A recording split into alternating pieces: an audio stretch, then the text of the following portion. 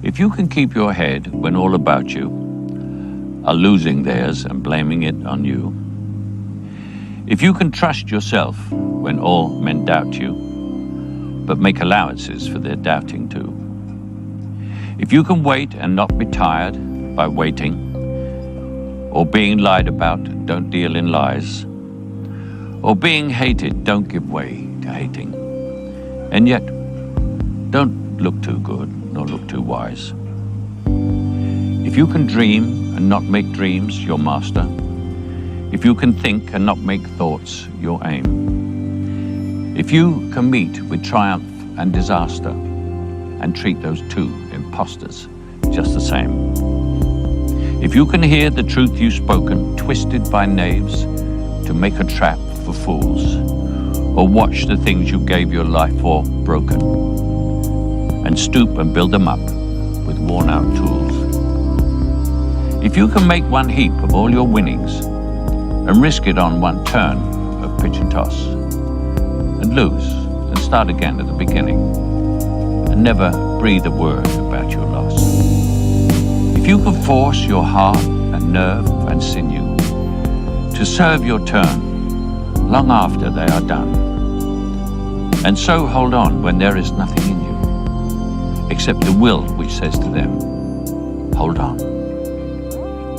If you can talk with crowds and keep your virtue, or walk with kings nor lose the common touch, if neither foes nor loving friends can hurt you, if all men count with you, but none too much, if you can fill the unforgiving minute with 40 seconds worth of distance run, yours is the earth and everything that's in it, and which is more, you'll be a man, my son.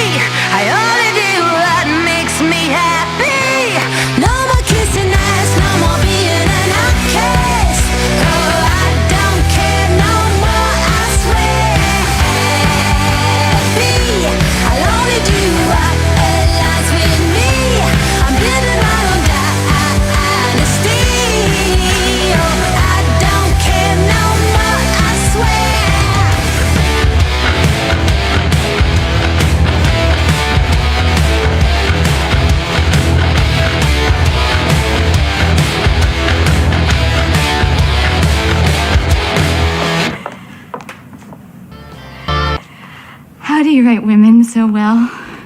I think of a man, and I take away reason and accountability. But what is so important about driving faster than anyone else?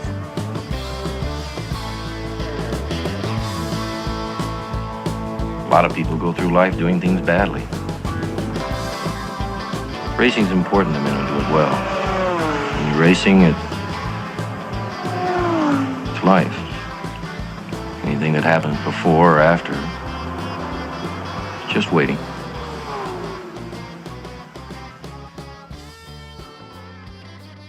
If like I wasn't a feminist, I don't know what I would be, if that makes sense. Like I don't really have like that's just all I know, I guess. And I guess I haven't really educated That actually myself. makes sense. You know what I mean? Feminism is basically the air that we breathe, and it's the water we swim in, whether people know it or not. It's ingratiated in society. So you may not have any other position other than that. So if you say, I really don't know anything besides feminism, I believe you.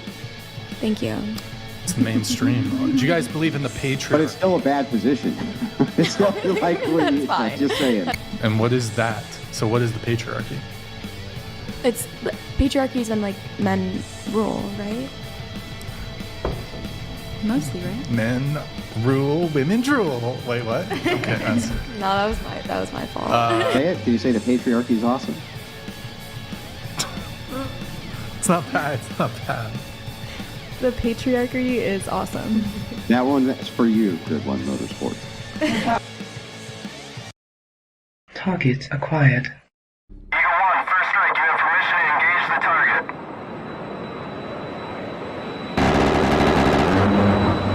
Warning, the following video contains explicit language which may be offensive to some viewers or inappropriate for children. The content within this video is intended for mature audiences only.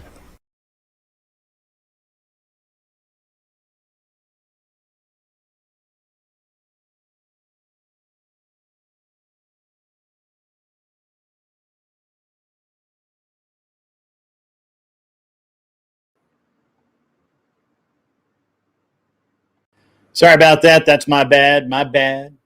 I'm sorry. That's on me. That's on me. What's up, everybody? Look, it's only been a few hours, but I'm glad everybody's back. I'm glad we've got stuff going on. I'm glad that that everybody is here and hanging out. Last night was legit, to be honest with you, and had a great time. Really wanted to come back out today, and we're going to have a little bit different show today. I mean, it is going to still be the same news show that we normally do, but maybe just a little different. So where do we start? Well, first of all, the comments for some of the clips that Emmett has done are just off the chain. The latest one, it's not actually, I don't think it's the latest one, but the one that's blowing up is this Grid and Andrew take on a TDS panel. And there's a guy in there. He now wants to debate me. What's his fucking name? Hang on, stand by. I'll get it. And then we'll move on. Logan Lee 5875. Logan Lee 5875 wants to debate me. That's bold strategy, Hot Rod. I've said absolutely. Gave him the time of 7:30 p.m. Central Standard Time next Thursday. We'll see if he makes it. I don't think he will. I think he'll cop out. We'll find out. It'll be great. It'll be awesome. That was a really interesting discussion panel. It wasn't really a debate, which kind of unfortunate, but it's okay. And it was weird. Like the redheaded chick kept doing the like ChatGTP thing, like looking at something and then drinking out of a empty water bottle or I guess can of something. I don't know what it was. But anyway, so that's new and exciting. If you're one of the people that leave comments, go over check out the video, leave comments. Feel free to engage with this Leroy, Leroy Lee, or Lee, whatever fuck his name is. And feel free to engage with him. It'll be awesome. And we'll it's going to be a good time. I feel like he might actually debate me, and it will be cool. I think he actually thinks he's good at it, but obviously I don't think I think he thinks he is. I don't think he's good. Namaste Away was first in chat today, somehow beating Anson Knowles. I have no idea. Maybe Anson is out sick today. I don't know. TD was second up, followed by Buddha. Buddha came on in and said, "What is up?"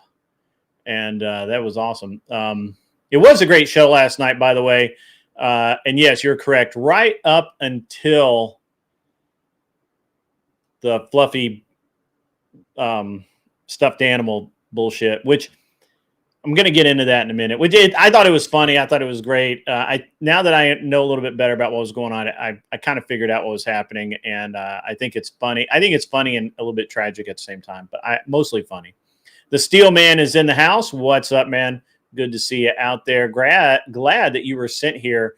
And by the way, Ryan the Radical Coder is free to do whatever the fuck he wants, and he can do it. The further way he does it for me, the better off for everyone. I got a clip coming of his dumbass getting spanked around. But it is what it is.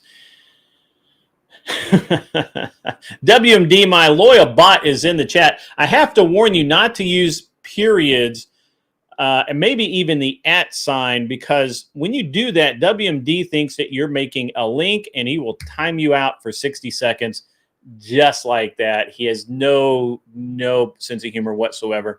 Agrillapolis is in the house. He is hanging out. He's on mod duty today. We got a lot of mods in today, I think, but we'll see how this show works out. It's good stuff. Big Red Sky is in the house. Good to see you. Darth Grumpy Dad's up in here as well. I'm sure we've got other people, but those are just the guys that have checked in and commented so far. So let's roll on into this. What we're going to talk about today. Well, first of all, the punctuations are overrated. Right. Yeah. Just leave those off. We don't need those. So first things first, when these clips come out, guys, like, subscribe, do all that kind of stuff. It's going to be cool. We like it. It's enjoyable for all of us. When we have comments, I don't care whether they're negative or not. People say they hate it, whatever. Feedback is feedback. I enjoy it, and it'll be really cool. We're going to talk about today.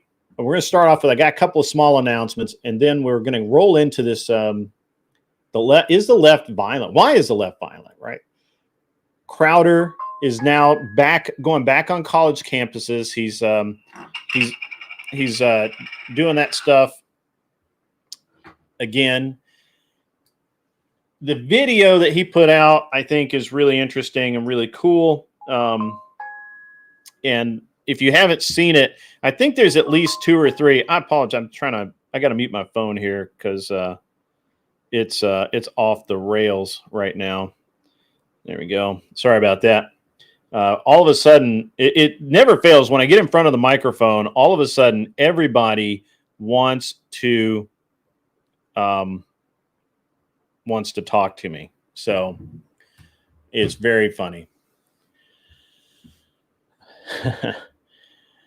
Yes, thank you very much, Big Red Skyo. God has blessed me, to be honest. I'm very blessed, and I know that I'm blessed, and I feel good about it every day. So let's talk a little bit about what's going to be happening in the future, in the near future, and all of that. Yeah, the second episode released today. That's correct. It's a great. Honestly, they're great. I think they're awesome. So one of the things that's going to happen is the Signal Syndicate debate thing. I like the concept. I'm not in love with the title as much. I don't know that it really represents the the focus and the channel and all of that. We're going to be I'm looking at some different branding, some different titles for that. We'll still be doing it. Obviously, I just want to make it more associated to what we actually do there. So look for that. Look for some announcements about that. That's going to be happening. We're about, I think we're like about a week and a half away from, I'm going to leave for TwitchCon. I'll be at TwitchCon that weekend. I may have a surprise after TwitchCon. We'll see. I'm working on some things. Stay tuned for that. Additionally, the shorts, the clips, all of that, those are rolling out as fast as we can get them out there. And it's coming out really well. Emmett is doing a fantastic job. If you guys aren't paying attention to the clips channels, you really should. What's up, Wicked Wally? The Proving Grounds. So the Proving Grounds is actually a place in South Carolina where friends of mine actually hammer things out with weapons. All right, look. So one of my favorite places to go shoot is called the Arena Training Center in southern Georgia. It's very, very far down in Georgia. It's basically swampland. The Arena Training Center has, I've done a lot of really good matches there, really enjoy the facility. It's an amazing facility. And I'm thinking about stealing the arena part of their name. It came up in conversation earlier this week. I think we're going to steal the name, the arena, and I may actually steal the whole thing, the Arena Training Center, because it holds a special place for me. We're going to look into. I'm working with it right now. I've got to get some artwork done and things like that. I think it's more fitting to what we do with our debate series. And I think it's just a better fit. Cleaner 409, Emmett is really rocking and rolling. He is making it happen. But yeah, I think that's something to do. You think it's for clout, but also kind of a tribute to Charlie. So yeah, Buddha. So listen, the thing about Crowder and what he's doing right now is, that was his gig originally, and Charlie came in. And it's hard to say that Charlie did it better, who did it better, right? Who wore it better. But Charlie came in and made it his own.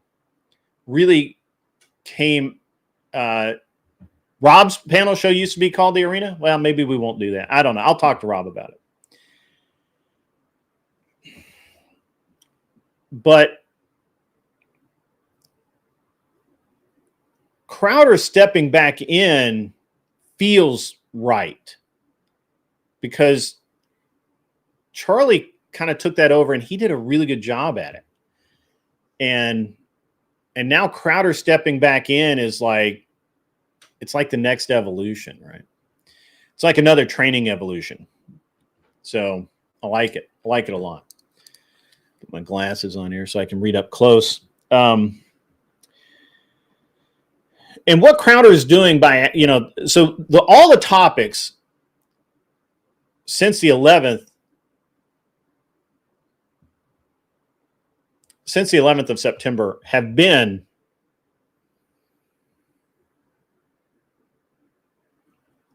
all about why is the left so violent? Now, people like you and I, most of the audience, probably known that the left is violent this entire time.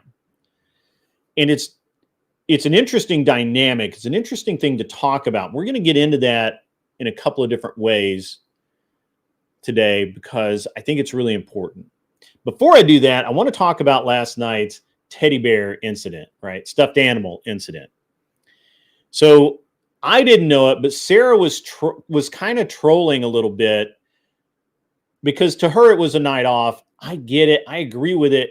I think Sarah did a great job. Sarah was wonderful on the show last night. She was very engaging, but she was kind of trolling here and there. And I think when Cleaner said that, and Sarah responded.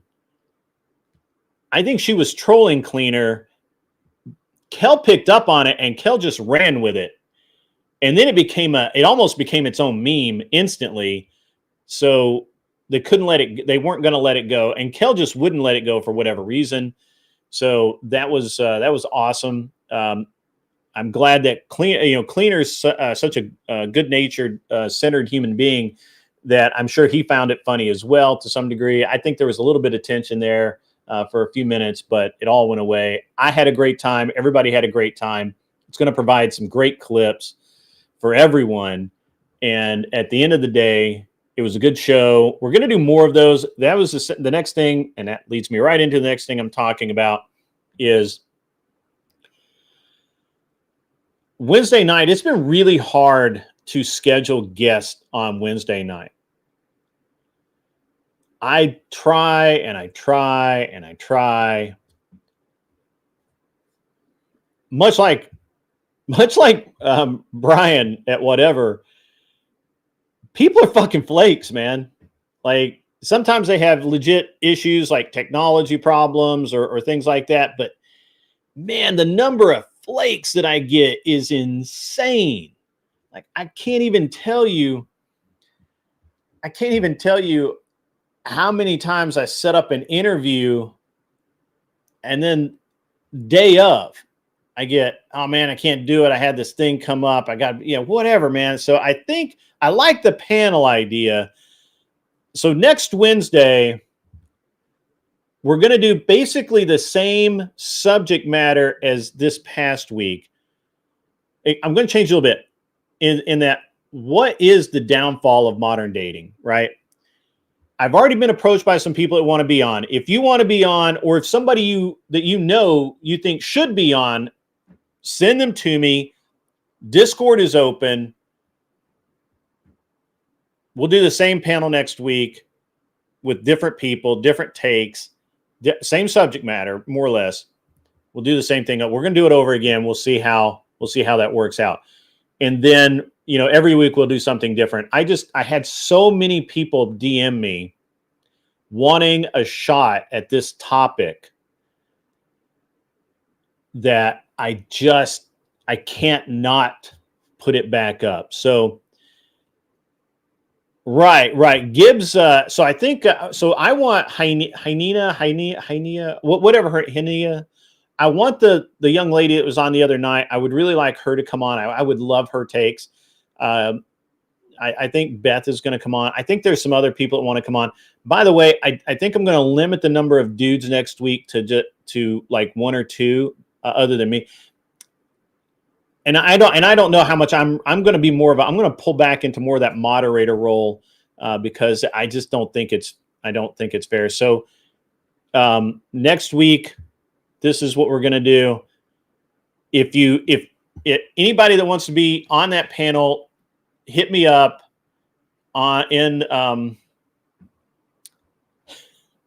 hit me up in the Discord. Steelman's still like on it, man. He's on it. So anyway, so we'll get this stuff going on,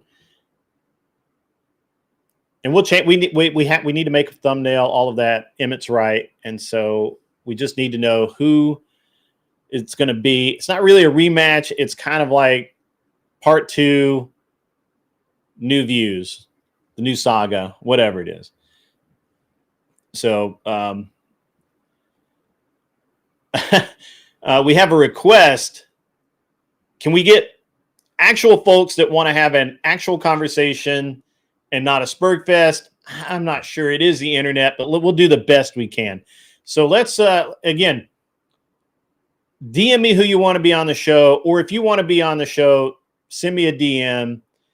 You can also reach out to Emmett if it's easier. Emmett is helping me out a lot, and so he's awesome, and so we'll get that going on. So that'd be awesome. All right, so moving on, next issue before we get into the meat and potatoes of the show today. There seems to be some contention amongst a couple of, I don't know. It seems to be like there's some contention about some things, and I want to clear some air here. I really don't have a problem with anyone on the internet, except I don't like Ryan. I just don't like him. You know, I've tried really hard. Every single interaction I've had with him, he's been bad faith. He spurgs out every single time. He will straight up lie and try and hide behind, he just doesn't know. And that's why I choose not to associate with him, right? Like, it's fine. He can come and snipe from the chat all he wants. I don't care.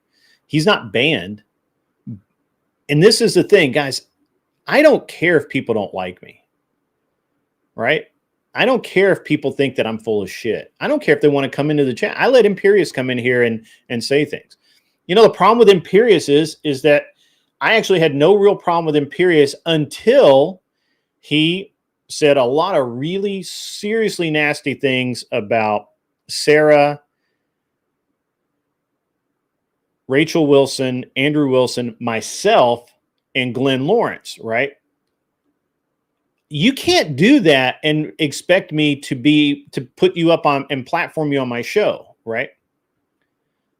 That's it.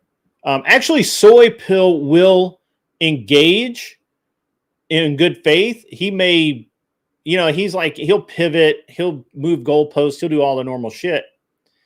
But other than that, he's like I would much rather have a conversation with Soy Pill than basically Ryan or many others. I don't have a problem with Soy Pill. Soy Pill, he's annoying, but he's not that bad. All right, so Emmett says I'll ban his ass if I get a wrench. Well, that's that's cold-blooded, man. That's cold-blooded. All right, so let's get into the meat and potatoes of today's show, man. Let's talk about it, right? So we got to dive into this firestorm that's been raging since the assassination of Charlie Kirk. It really seems like that for the most part, we have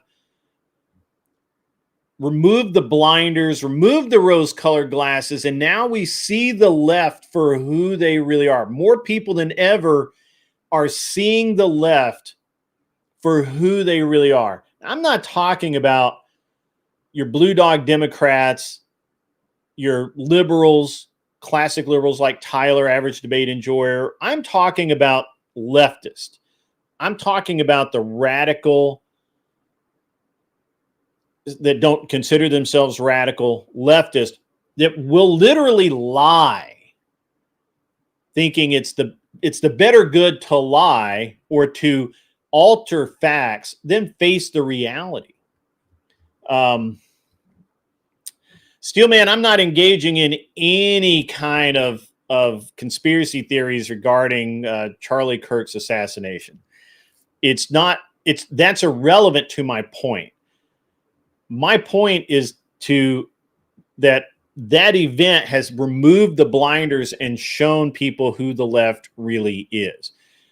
All of these mostly peaceful protests, all of the cries that, they're disadvantaged. That's why they're burning down houses and stores and robbing shopkeepers blind.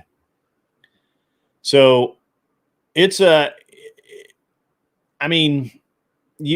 can say a bunch of different things, but the reality is still going to remain reality regardless of anything else.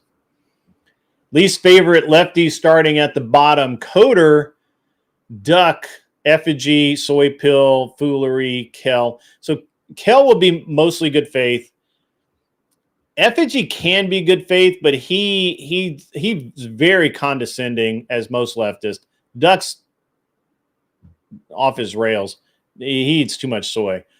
Soy Pill I can deal with. Tomfoolery I can deal with. Tomfoolery I put more in the category of liberal. He even calls out Destiny on his bullshit.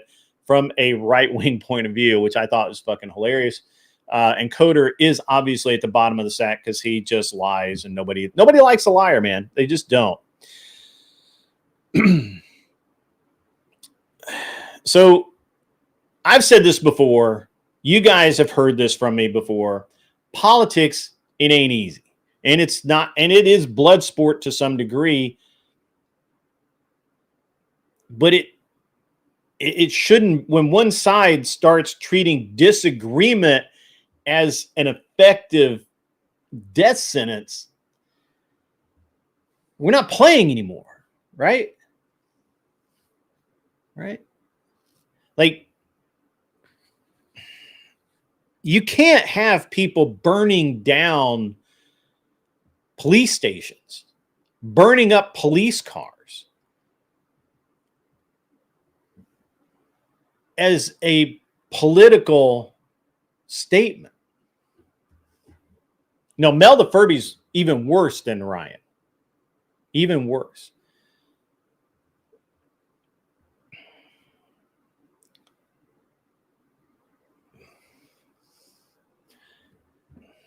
So what we end up with these days is this rhetoric that the left are all these peaceful protesters. They're affecting change. They've been disadvantaged. They've been pushed down. They're beat down. And yet, they're the ones that get the most public assistance. Absolutely get the most public assistance. To say they're not organized, this is one of my least favorite things that I hear. Well, these aren't like they're organized or orchestrated political events. These are just people peacefully protesting. Yeah, the peaceful protesters that aren't an organized group that have bricks, pallets of bricks delivered along the route. That's nuts. How can you say they're not organized? How can you say that they're not an organization with money and power and influence behind it? How can you say that? This is the dumbest argument that they make, is that Antifa and BLM are just splinter groups. There's no mass organization. There's no behind the scenes anything, right? Like, these are just college students. No, they're organized people. Now, yeah, sure, at the lowest level, sure, I can honestly believe that there's some college groups out there, just a bunch of morons that sit around and, you know, snacking on jujubes and talking about what the fuck ever liberals talk about. Sure. But the reality seems to really be way different. Where does all this organization come from? Where do they get the information they get? Where does all of this come from? Absolutely, we can point the finger at George Soros and his organization. There are a lot of organizations that are putting money behind this, right? But then on the right, when we point to it and say, look, that's a terrorist organization, they're anti-American, they're burning American businesses to the ground, we wouldn't tolerate this from anyone else. The left says, but they're peaceful. They're mostly peaceful protesters. They're not out to hurt anyone. And yet people get hurt. That reporter, Stephen Go, I forget his name, the Asian reporter that got the like concrete thing thrown in his face, right? What do you mean they don't hurt anybody?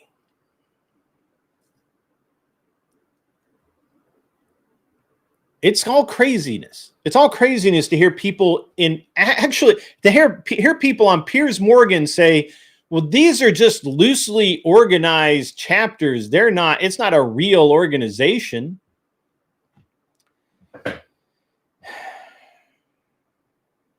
None of the data backs that shit up. All the data backs up that they are organized. They know what they're doing. They're very specific bad actors. Andy go. That's what it is. Thank you. Only a Mr. Bill. Yeah, the concrete thrown in his face for reporting. What kind of idiocy is this? Look, guys, we're in a war of ideas that's spilling into a street fight on a regular basis. On a regular basis.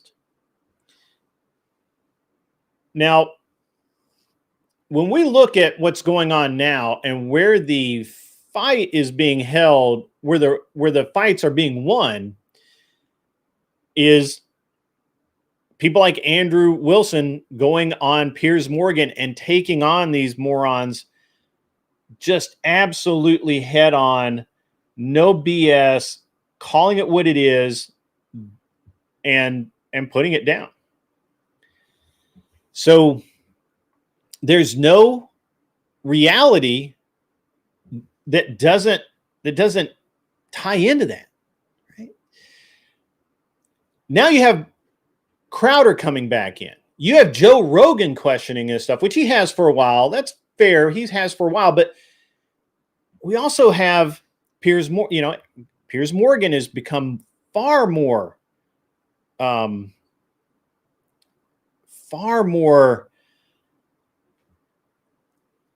he's leaning far more to the right on this stuff because he can see it, right? And he's a liberal. He is. All right, so let's just talk about the data. The data, that's used. They say data doesn't lie, but data can be abused. One of the most important things that we keep hearing over and over again, I'm giving you guys this information so that when you are out there and people say these things to you, you can yourself say, nah, that's not quite right. This is not the real. This isn't real. This isn't what, this is not correct. And yes, Douglas Ehrlich, it's nuanced, but it's not too nuanced. We'll get into this really quick, and then I'll open it up, and we can have some people come up. You just don't have anything on street fighting, okay? But that's what it's becoming. It's becoming political street fighting, literally in some cases. So let's just get into it, right? Like, why is there a spike in violence, right? Why is it that the data that when you get into an argument, as we saw the other day with Andrew Wilson versus Soy Boy and the rest of the leftists, as we saw in that debate, as we see in Crowder's Change My Mind, the left is violent, as we see on Piers Morgan, as we see in all of these things, let's look at this. And let's talk about this data that they present. Usually they're going to present the CSIS data showing about 35 or 40 years of gathered data. Now that's the Center for Strategic and International Studies. It is a real organization. I don't really know if we want to call it, biased or not. I don't think it's particularly biased. But in the echo chamber that is the left, they hold this study up like it's pure gold. It shows, obviously, currently, it shows a massive uptick in leftist violence over the last 8 months, probably, well, I guess, 8 months since Donald Trump was elected. Now, it was already climbing during the election cycle, but the real ski jump occurs after Donald Trump gets elected for leftists, right?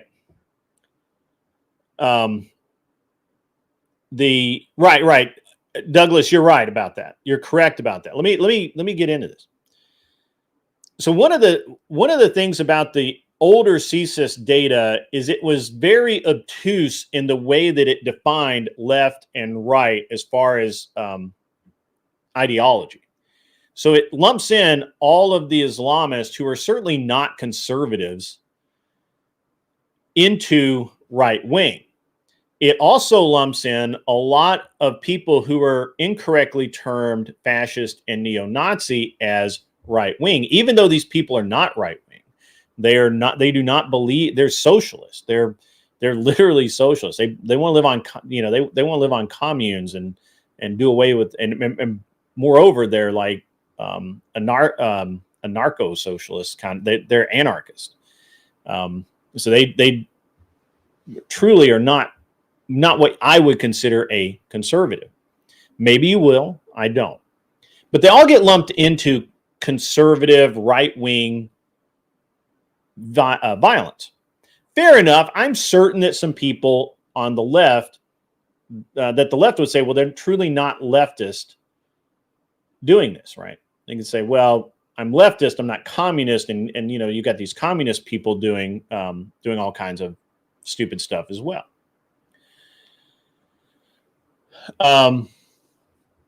When we talk about these studies, we just have to kind of filter it a little bit. And when we do that, which is what Andrew was talking about the other night, when we take out the terrorism, because basically all terrorism has been attributed to right wing, right? All of it. So even if the people were not right wing. So when we start looking at it and parsing it a little bit, then it becomes very clear that actual right wing, actual conservatives are have a much lower arc than originally portrayed, and is likely less than the leftist socialist types who are, especially when we come out of the 60s into the 70s, when the socialists were burning things, and up into the 80s when there were left-wing groups blowing up construction sites and things like that. CSIS is not the best example, and so it's rough data to use. But if you're confronted with that data, just simply point out that they've sharpened the pencil a little lately, and so that's why you see this massive upswing. And they're no longer parsing terrorist attacks and other things as right wing currently. Now that could change. I mean, again, this isn't perfect data. So when we actually start looking at real data, it becomes clear that the left tends to be more the wing, the arm of violence, the name of whatever, right? And mostly, usually, it seems like, and you guys are welcome to disagree. You're welcome to come up here in just a few minutes and argue with me about this. It really seems like what we're talking about when we talk about the leftist and violence, it tends to be group violence. It tends to be, it's not typically one-on-one violence. It can be, but usually it's these riots. It's they burn down post offices. They try to burn down government buildings and all of this, which is actually sedition, by the way. It is something that should be prosecuted, but just isn't, right? You shouldn't be able to burn down government buildings, right? That's a seditious act. That's traitorous, in my opinion. Now, you can say that that's free speech, but I don't believe that burning down a government building is free speech. I think the left has moved the needle of acceptability so far to one side of the scale that now the left can basically do whatever the fuck they want and say, it's free speech. It's free speech. I'm exercising my free speech. I can throw bricks through a window and it's my free speech. I'm expressing myself. I'm expressing my anger. Whereas if I throw a brick through a window, I go to fucking jail. Half of you guys go to fucking jail. So we have to start moving the needle back towards reality and sanity. I'm hoping that Crowder and some of the other, because we're gaining a lot of traction in media, this is also a problem for the left. And one of the reasons why a lot of the conspiracy theories around Charlie Kirk's assassination happens is that the right is gaining traction. The left doesn't want that. So it would make sense that it would actually make sense that the left would want someone who's effective, no longer with us.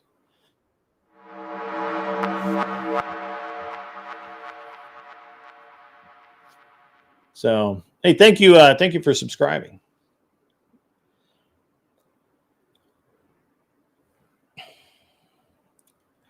And in these echo chambers, the left convinces themselves that they are right, that what they're doing is noble. It needs to be done. It must be done. They're going to accomplish something by this. Now, they don't. They absolutely don't accomplish a damn thing except piss everybody off. And for me, for a long time, I've said, good. Because at some point, the average man on the street, the average person who just wants to be left the fuck alone, the average person who just wants to walk their dog in the evening without getting mugged, those people are going to get tired of this shit. And they're not going to care about Orange Man Bad. They're not going to care about your free speech being that you can throw a brick through somebody's window and not go to jail for it. So that's where we're at. Douglas, I will disagree with you that I don't think the far right want to fight. I think that they're trying to avoid the fight to the best of their ability. I have a unique thing on that. We'll get into that, I promise. So let's just kind of outline this, right? We have attacks on pregnancy centers.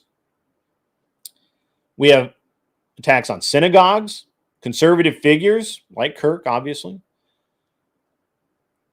DHS has issued a statement last week vowing to crack down on Antifa-aligned terrorists. Right? That's... who would have thought?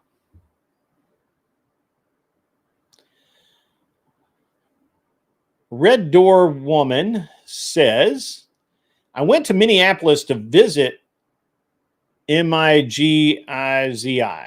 Migizi? Okay. A Native American youth center.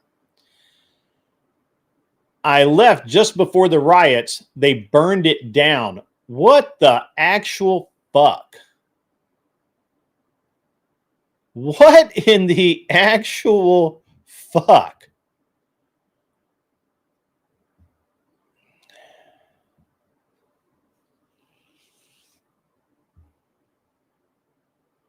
I'm sorry to hear that, Red Door Woman. I am. I'm actually really hard to hear. I'm really sad to hear that. You guys want to blame anyone? Blame the unhinged opposition to the Trump administration. Blame fucking Destiny. Blame Destiny's dumbass rhetoric that he's glad that his only disappointment is the bullet missed. Jason Shadow Raid says they are so violent because of all the chemicals they eat. That could be. Although most leftists are probably a lot of leftists are vegan or whatever, and so who knows.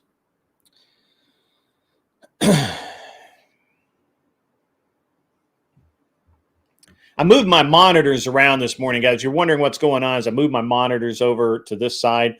And so that's why I keep looking in this direction I need to read the chat and whatnot. So I apologize if I'm not making eye contact. I need to move the camera as well. I just haven't yet. Or I need to move the monitors back. At any rate, so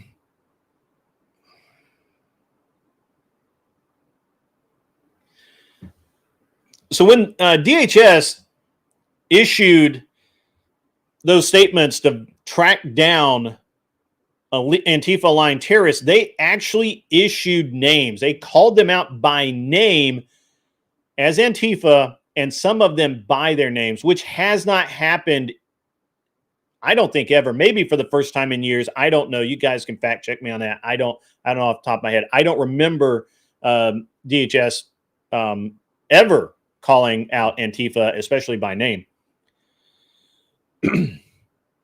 A Marquette Law poll yesterday, okay, found that 80% of Americans see political violence as a big problem.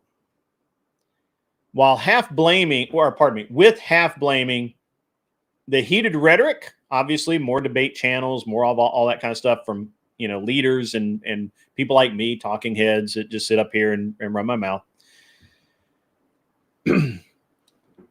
which is, that's code for the left's endless MAGA equals Nazis playlist. Political violence is a big problem, according to Marquette Law.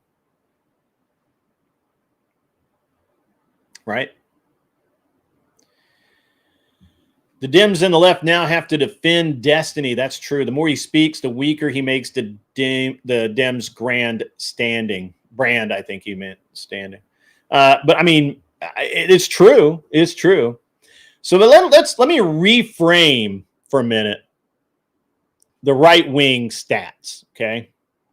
Because numbers get cooked, and we talked about how, there's lies, damn lies, and then statistics, right? That's what we say, right? All right, so and those statistics get cooked when watchdogs like the ADL lump everything into Islamic everything from Islamic jihadists to gangbangers and school shooters who aren't waving a Gadsden flag as right wing, right? A KOMO, yeah, I got that right. News investigation, investigative report, whatever. This week, I saw it the other day, exposed how reports on political violence favor liberals and inflate right-wing numbers by folding in non-conservative crimes. Things like MS-13 gang activity, turf wars, ISIS-inspired stabbings are misclassified as extremist, not terrorist, right? Right-wing extremists. You pull those out, and a 2025 medium analysis shows that the conservative line, the real conservative line, sorry, I had to stop myself there. The real conservative aligned violence drops to about 68%. I could be wrong on that. Fact check me. I'm going from memory here, so you can fact check me on that. I believe it's 68, 70%, something like that. While left wing hits, and now we got to include Antifa firebombings, BLM arsons, people throwing rocks and stones at cops, attacking cops at protest, all of that hold steady or climb, right? The ADL's own 2024 extension report tallied 28 deletion or 187s. But critics on X, right? And I don't know who those critics are. I just have a note here that they're critics. Point out it overcounts by including apolitical gang violence as right wing while soft pedaling the leftist riots, right? Like nobody wants to call the leftist riots leftist. They just don't. They just don't want to do it. So when we clean up the laundry, when we shake everything out, the right's tally shrinks markedly, and the left's grows every single time. And I don't care how you do the math. Every single time you do that math, that's the way it's going to work out. It just is. I don't care what Connor over at Counterpoint says. I don't care what Destiny tries to talk to you about. I don't care what Soy Pill says. They know it, and they will pay lip service to, well, it might affect the numbers a little bit, but they will not give you the fair shake of what the actual numbers end up being. They just won't. Now, the PBS crowd, the Democrats, they'll trot out decade-old stats. They'll keep repeating the same tired taglines over and over again. History does matter, for sure. But the left is not owning 2025. They are not coming to the table and saying, yeah, you know what? You're right. We are off the fucking rails, especially now that the data is getting parsed better and better. Now the left should really be blaming AI for this, because AI is making it harder for them to the AI is making it harder for them to just batch everything into one thing, because the AI will sort it, and it doesn't care. It doesn't have a mentality. It just says, okay, this is a conservative attack. This is something else. Am I lagging or something? I'm watching. It looks good on my screen. I don't know. Am I lagging? Am I having problems, guys? Looks good on mine, but never. Who knows? A little bit here and there. I'm sorry. I don't own the internet yet, so do what it is. Okay, yeah. What time is it? I'll drop the link. Yeah, we'll get to the link here in about. I think I got about 30 more minutes of notes here to go through, so we'll get to it, buddy. I kind of lost my place here. It doesn't matter. 2025, the left isn't owning shit. They don't do anything. They just don't. They're not even willing to say that in 2025, with all of the bullshit that's been going on, that's obviously being committed by leftists, they still want to say shit like, Trump's the guy who took a shot at Trump was a registered Republican. Yeah, who gives a fuck? The guy actually, the only place registering as a Republican is free, and yet the only place the guy spent money politically was to support Antifa. Are you fucking drunk? Are you insane? That guy's obviously not a Trump supporter. Obviously doesn't believe in what Trump has to say. And he's obviously not a Republican. And all they can literally do is just keep pointing to, well, he's a registered Republican, which, who cares? Who gives a fuck? He just checked a box. He may have been high when he did it as a fucking joke. You don't know. But to send money, his hard-earned money, because remember, this kid didn't have a ton of money. It's all good. I've got my lighting's a little weird. I apologize. I can fix it to some degree.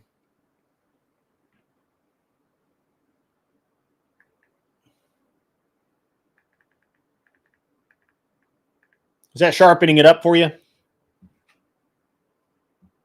Part of it's the red light behind me. That light's too bright now. Yeah.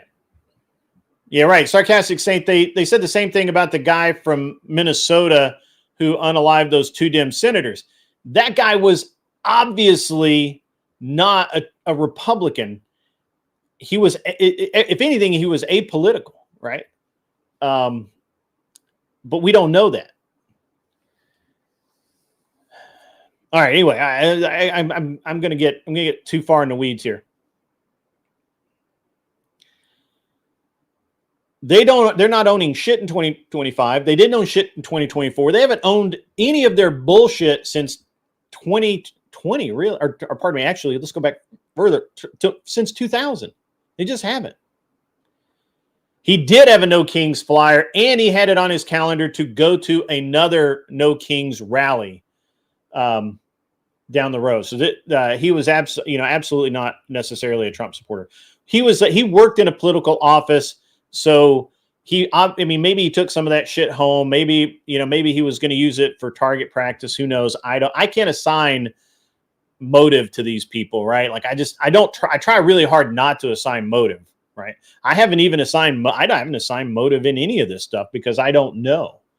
But at any rate, that's what the left tries to do. They try and, even when it's obvious or questionable as to what political ideology that these people would ascribe to, they always want to call it on the right no matter what. And yet they're usually wrong. So, and let's look at that, right? Like they just don't own any of their shit. Riots don't count in their tallies, right? Riots are mostly peaceful protest. Portland's 100 plus nights of Chaz Chop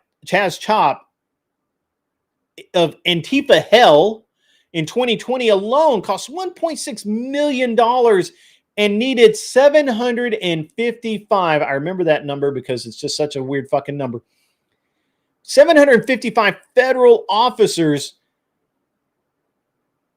to take care of it. But that's never in the official ledger. They never talk about that. They never talk about it.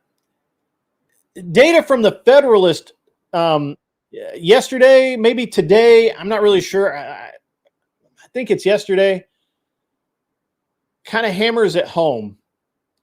When you include the street level chaos, left-wing violence overwhelms the right. It's not bias, it's just math. Remember in I believe it was North Carolina or South Carolina where they had the riot there, and I got so many good memes out of this. People beating this car with a baseball bat, these peaceful rioters, and knocking over statues and all of that nonsense because, they didn't like the Civil War statues. And they were actually literally destroying valuable works of art. Nuts. Yeah, that's right. He was a Tim Walz appointee. The guy worked at, look, the guy in Minnesota who shot those two unfortunate individuals. I don't know how political he was because he worked for both the Republican campaign and he worked for the Democrat campaign. I don't know what the deal is with the signs that were found in his house. All I know is that the two things that stand out is he had, which you wouldn't get in his political office, a No Kings rally flyer, and he had marked on his calendar another No Kings rally. So, I don't know what you want to make out of that. It seems to me like the guy was probably fairly apolitical, but leaned left, and he actually and he really probably thought that that the people that he shot were not leaning far enough left for his liking, or wasn't effective enough, whatever it was. All right.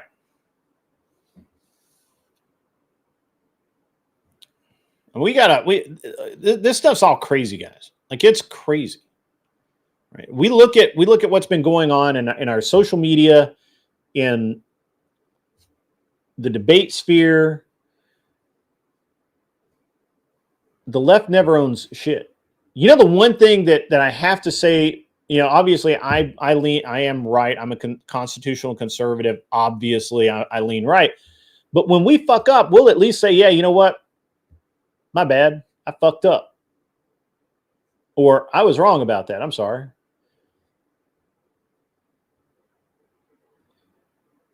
But not those fuckers. It's rare for you to have somebody on the left say, you know what? You're right. You're absolutely right.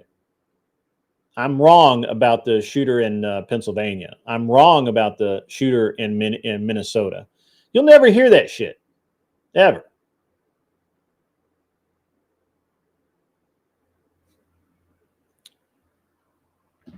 All right, I'm going to take a minute here, guys, because I'm spending way more time on this than I thought I would.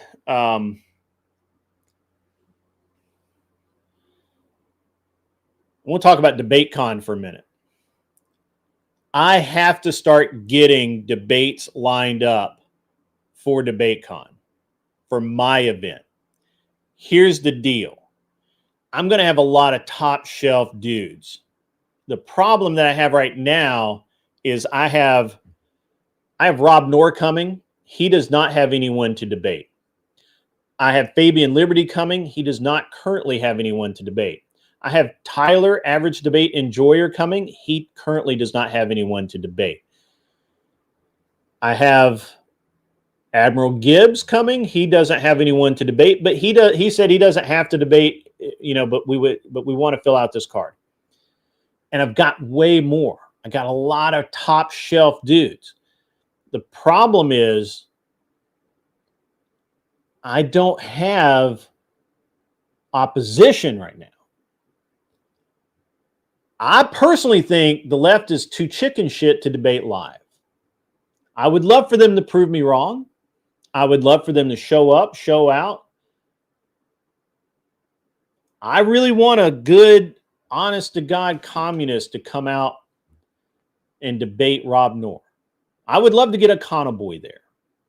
I would love to get Soy Pill to come to exit California back into free America and come out and debate anyone. I would like to see Soy Pill and Fabian Liberty go at it, to be honest. I got to get this card lined out. So I'm putting it out there to anyone watching this video, anyone part of the crowd. I got to get these debates lined out. Now I'm hoping that enemy Charlie will show up. I think that she's on the fence about showing up. I would love to see that. You only know 2 social nationalists and you don't think they can afford the trip. That seems to be a problem. But I would really, really like to have some solid debate opposition lined up for Rob Knorr, Fabian Liberty, and Tyler, average debate enjoyer. And I got room for another debate or two as well. If you know somebody itching to prove that they can debate live, but now, keep in mind, it's going to be real world. I should reach out to Tom Foolery. That's solid. That's solid, Naomi. That's true.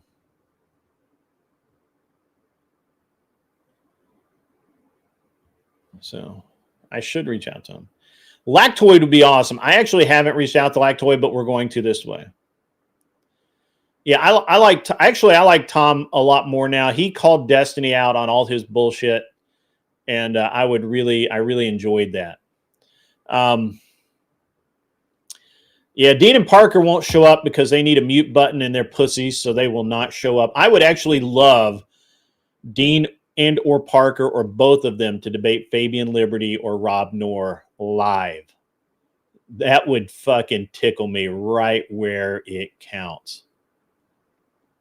So if you know these guys, you want to reach out to them. If you know somebody I'm not aware of, maybe you're in a different community, you should reach out to those people and say, hey, what's up? We got this great debate event going on.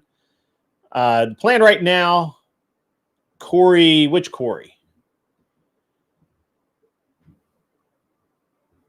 Sociologic. Sociologic, I think is what you mean. Have I officially extended an offer to the Unfuck group? I'm not aware of the Unfuck group, so I can't extend the offer. Invite me. Oh no, he'll never leave Canada. He won't do well. He doesn't do well. He's not a good debater. I need top shelf guys. It's gonna be Rob Noor. So the format's gonna be. It looks like we're gonna do 2 hour. Oh, the Unfuck America tour. All right, I've heard a little bit about that. Dean Parker Center. Yeah. Yeah. Somebody reach out to him. So what we're looking at, guys, is 2 hour debates. David Pakman.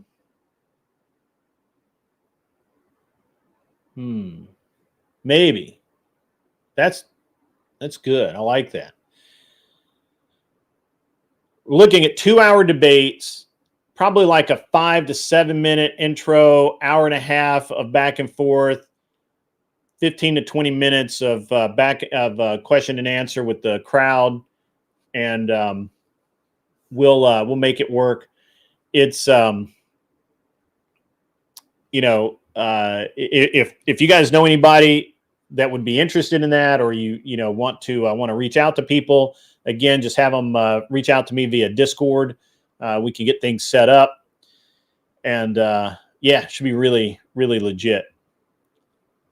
So, but I gotta have opposite. I gotta have oppo for these guys. Gotta have oppo.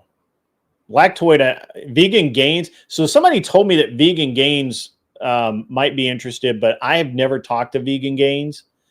And somebody offered me a debate with him on something, and it wasn't something I'm interested in. So, but yeah, I mean, again, these are live debates. There's no mute button. There's a moderator. There's tables. You can't get physical because I've got armed security. So better, you can spurg, but that's about it. So too limited in topics. Yeah, that's where I was at, Douglas. That's where I was at.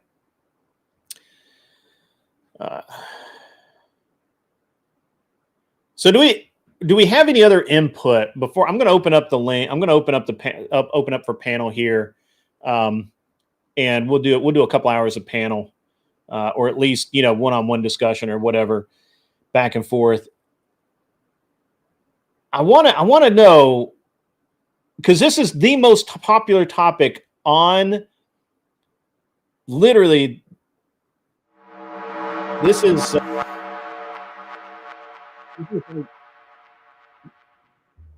the most popular subject right now on the debate sphere, point blank. I'm actually debating with Rob Noor next week this very subject with somebody against, I'm not really sure who yet, but I will be, but it's going to be legit. All right. So the fresh link is in the Discord. If you want to head over to the Discord, go to the waiting room, then and just say, I want a link. Come on in. Buddha, it's going to be me and Rob Noor versus, it looks like maybe Craig, FDFE, and somebody else. It's going to be a modern day debate. So that's what's up. That's a great idea. I will look into that. That's a legit idea. Mullet baby. That's legit. I like that. I like where your head's at. You get an invalid URL here. Let me help you out, man. I'll give you the direct link.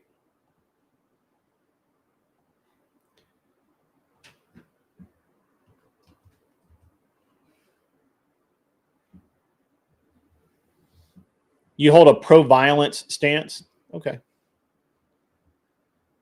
We can talk about that. I know many people right now who hold a kind of a pro-violence stance. While I'm waiting on that, I want to reiterate for everyone who came in late, who may not know, when last night went so well, I'm going to change the format of my Wednesday night to mostly panel discussions on various topics. The reason for that is, as you may have noticed, if you watch the show, if you're a fan, it's been increasingly hard to get guests to come on the show.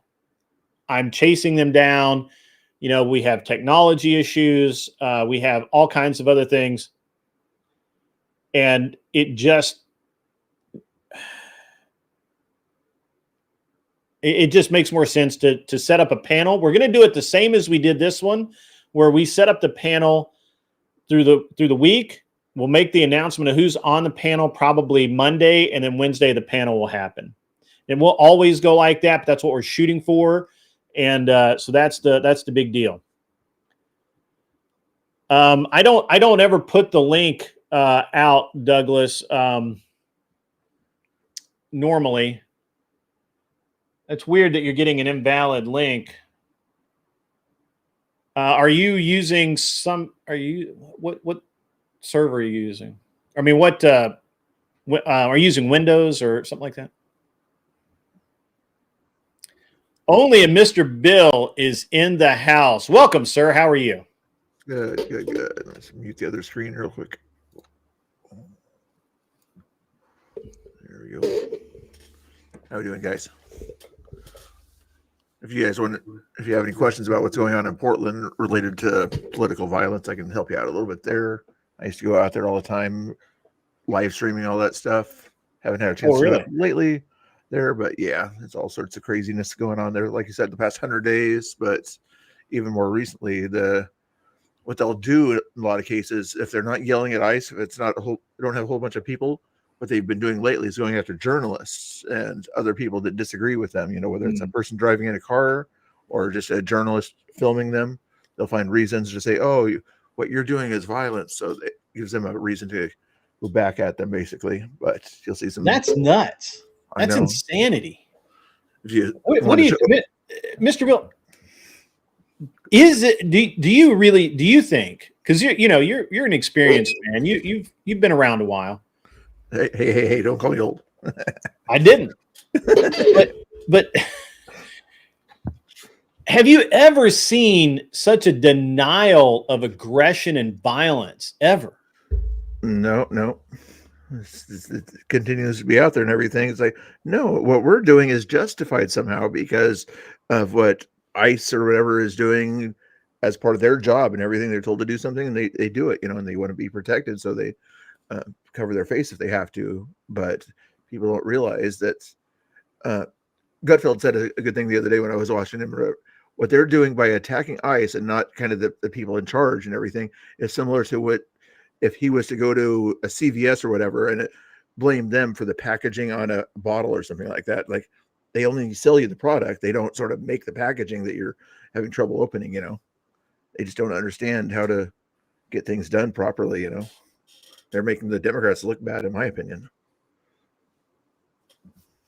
It's a very interesting dynamic right now. I don't understand. I mean, I'm trying to understand, but I'm trying really hard to understand why the majority of people in this country, left, right, or center, are tolerating this. Yeah. There's a few people are starting to wake up, but back in the BLM days, I went to remember when they were taking down statues? They took down the Lincoln statue in downtown Portland, and the Roosevelt one, if I recall. And there was this Democrat guy just kind of walking by or whatever, and he says, "Yeah, it's terrible what they do, but he's still going to vote Democrat continually." He's like, "You realize that the mayor is going to let this happen? Same mayor." Same people that have been doing this for ages and everything. You hate this kind of behavior, but the people that condone this behavior, you're going to still vote for them. It's like, yeah, of course, because vote D no matter what, or something like that. I forget what his excuse was, but I'm like, seriously? Yeah, it's really it's in their mindset, in a lot of these liberal cities, that are just they just don't realize the other side is so bad that I'm going to put up with all the stuff that's continually happening in my city, spray paint everywhere, graffiti in the ground, tents down the street. That's once, if there's a reason for them to clean it up, if some dignitary is coming down or something like that, or they have a festival coming or whatever, then they'll clean up the tents. You know what I mean by tents, right?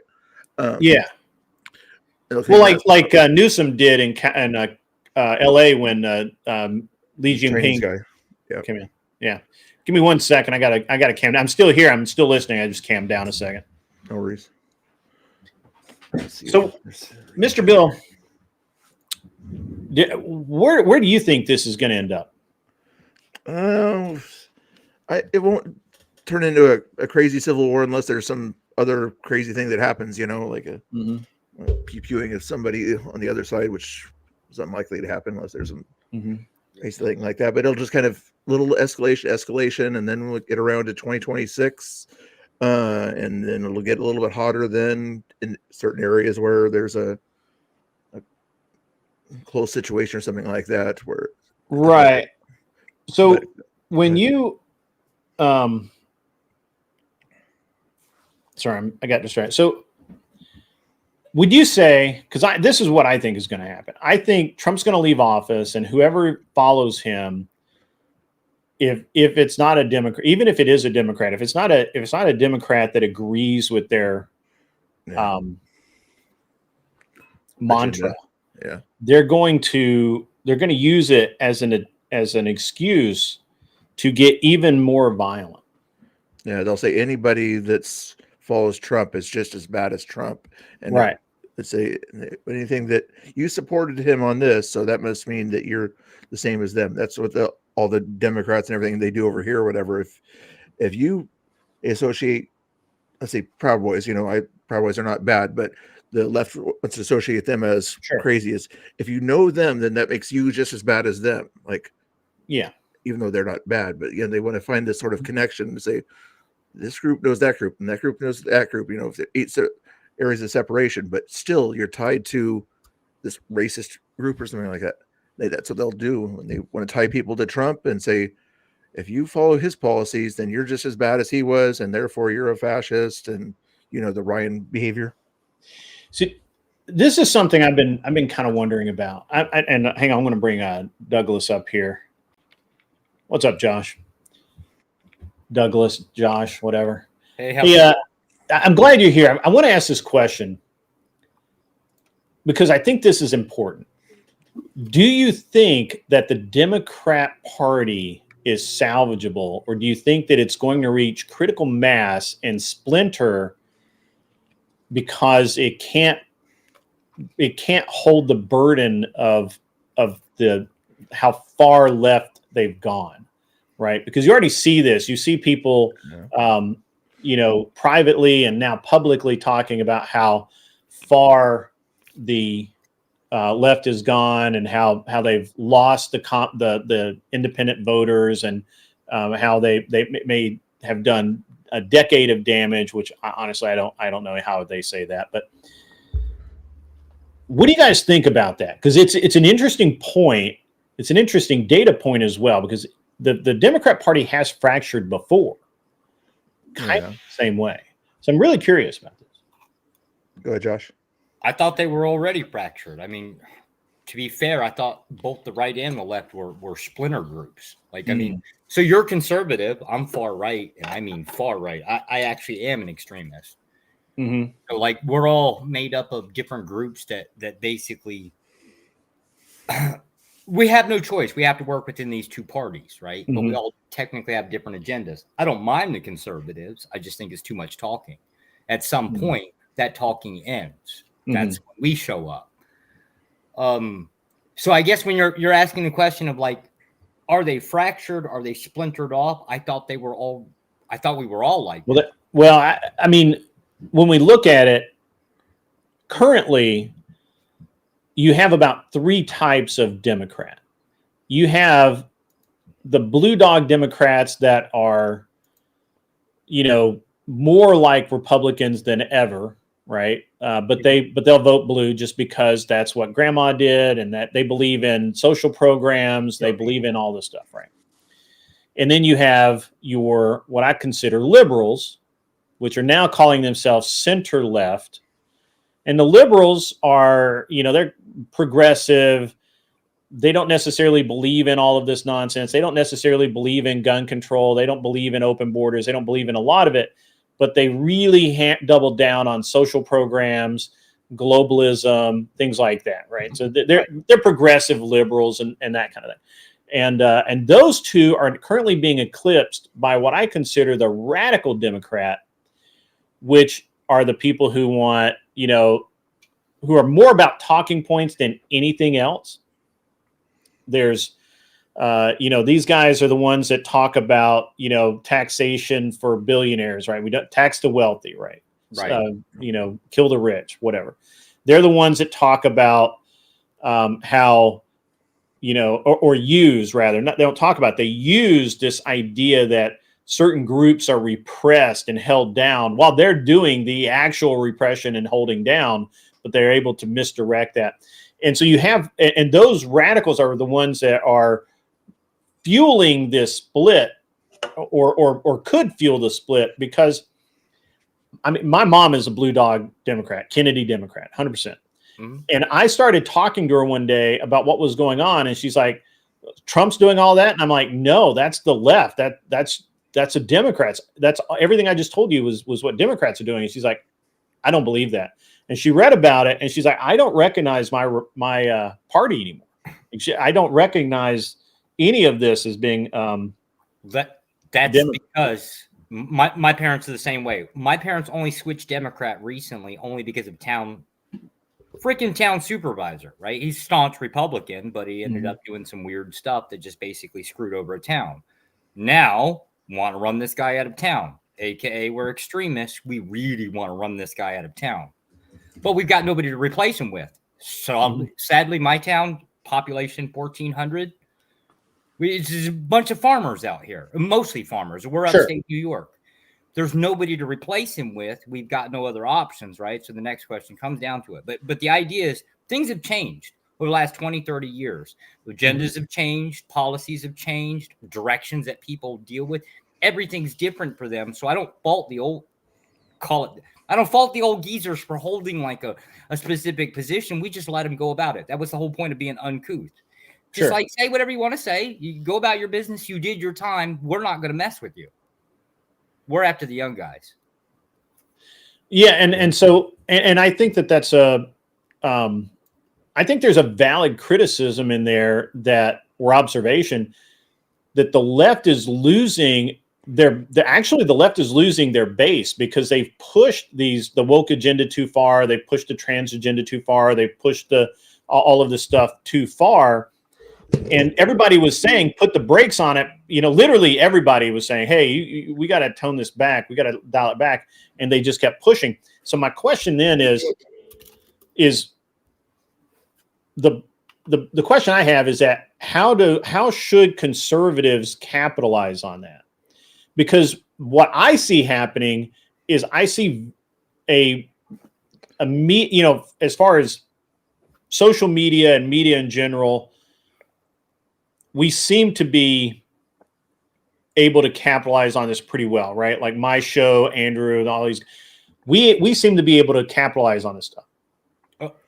It's a real the mainstream media is not. They're still playing very much. Even the right wing mainstream media is still playing very much catch up. From a talking perspective, like if you're going to like basically talk your way into converting people over, get over there, you just have to appeal to them. What are the young kids, 18 to 25? What the hell are they concerned with? They've got bills. They've got to get out of their parents' house. They've got to get started in life. That's the thing. Whatever those problems that they're tending with, that's what you appeal to them with. Well, I agree with that. And that's actually a good point because, I think that a lot of young people right now in the 18 to 25-year-old range are looking at the amount of student debt, right? And then the myth of debt forgiveness I think it burned their ass. And I think that they're never going to forget it. And I think that there's I think that there's a groundswell, if you will, of young people who are turning their back on the Democrats as well, because they've been overpromised so much. Get a college degree and you'll have it made. And they're looking at, and the thing is that people aren't what I don't think a lot of people realize is those 18 to 25-year-olds are looking at 26 to 30-year-olds that graduated and are now still jobless. And they're going, what the fuck? Why am I going to do that? And you have these leftists out there just raw dogging it, saying, no, you've got to go to college, man. You got to go to college.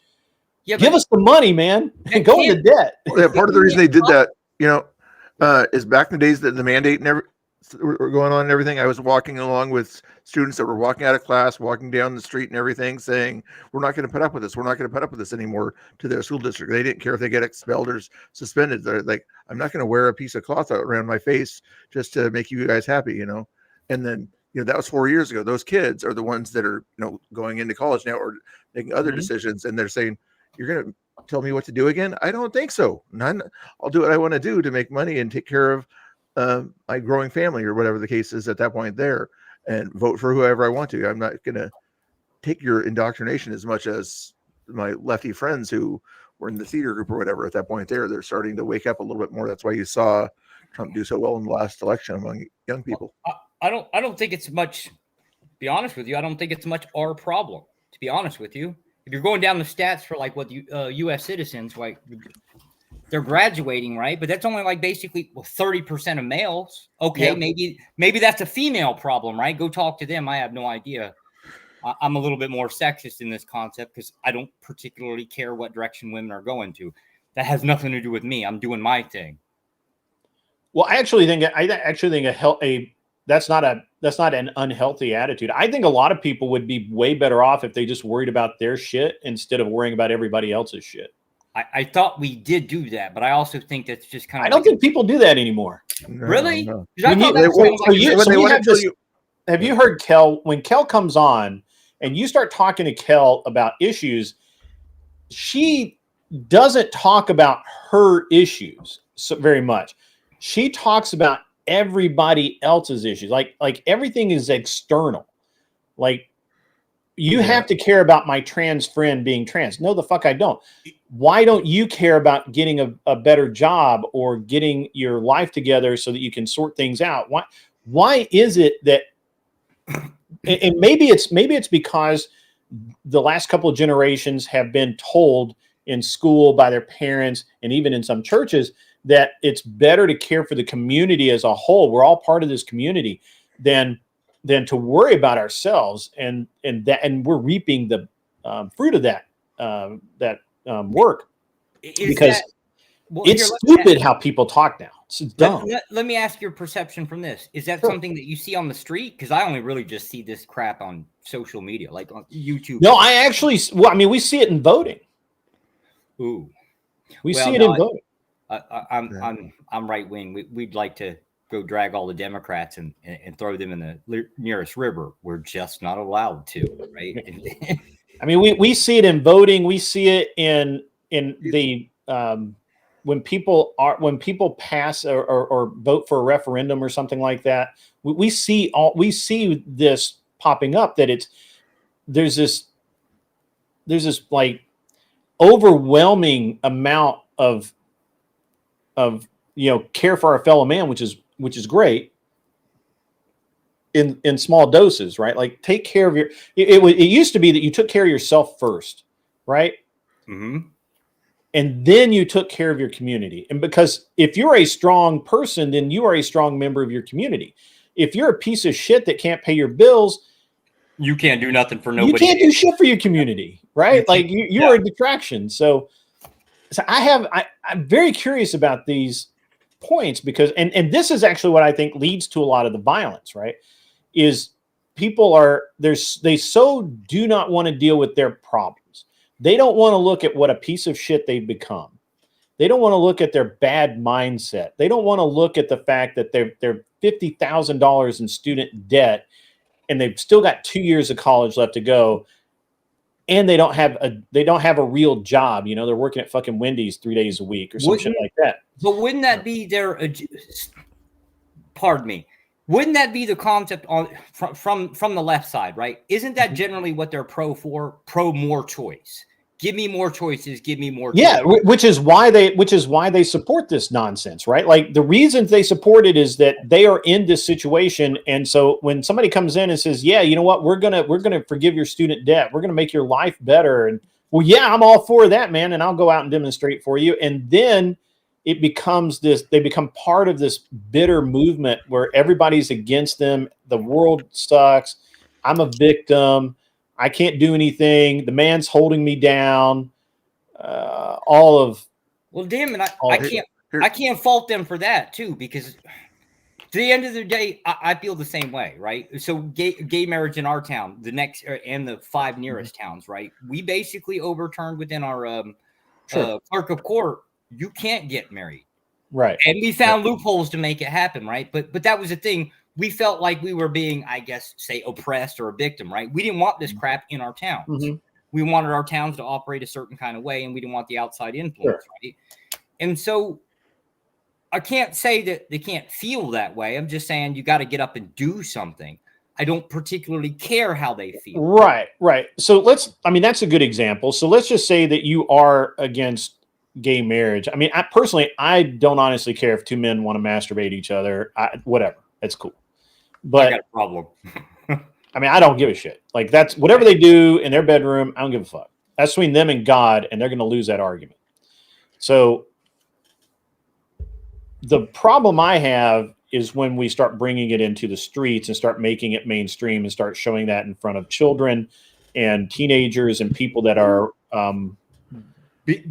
because the door was open, you can never get that door shut. Yeah, I mean, here's an example. I think of what you're talking about there. You know, the nude march that when then Portlanders and everything go out and do their nude thing in the summertime. I've heard about it. And they're planning on doing something like that nowadays, even though it's getting rainy and yucky out here and everything, as a protest against what ICE is doing. So they're basically saying we're going to still keep our same that's so weird degenerate behavior and everything as a protest, not as sort of a climate change thing like it's designed to be during the summertime, but just as a general protest against what ICE is doing. None of the shit that they do makes any damn sense. It's like so what? So you're going to protest ICE by having a naked march? Make sense. Like, that's insane. Hey, chat, you can protest Antifa by supporting Grid right now. Okay, just protest Antifa.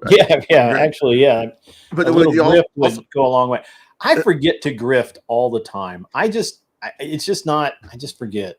I should do better. Well, you can do what Antifa does sometimes, like you were saying earlier about kind of their behavior and things like that. Antifa wants a problem, or the far left wants a problem to persist so that they can sort of keep sort of attacking the right on different issues. So what they'll do is they'll give homeless people a drink of water, but they don't want them to get a job. They don't want them to succeed and get into a shelter. You know, that's why they keep wanting the tents out on the street so that the problem kind of keeps going. You know, they give you a bed and things like that, but they want you to keep the problem out there so that they can say there's still a lot of homeless people out there. But that's going to be the difference, right? From our perspective, at least on the right, we're saying serve a goal, whether it's family, whether it's career, whether it's the country. Go find something and go serve it, right? Whereas from the left side, at least it looks like me, is go serve yourself. What the hell with you? As an individual, you're useless. I mean, it's an interesting thing. Very interesting. So you say that. So one thing you said is that you're like really far right and all of that. So I actually have some friends of mine who are, you know, they're interesting people, and I actually have a video of one. I don't know if he's taken it down yet, probably, but he was talking to his audience about how one of the things that he really fears is that it does come down to, you know, the Democrats attacking. Buddha sent in $9.99 to start the grift. Who's going to match it? Challenge set. Thank you, Buddha. Appreciate that, buddy. That's awesome, my man. So my buddy is he's SOF, so retired. He refers to himself as, technically he is a mass murderer, right? And he actually admits he is very good at violence. Yeah. It is realistically, it's his first option. It's not the second option for him. His first option is always violence. And he's had to, temper that a little bit. But think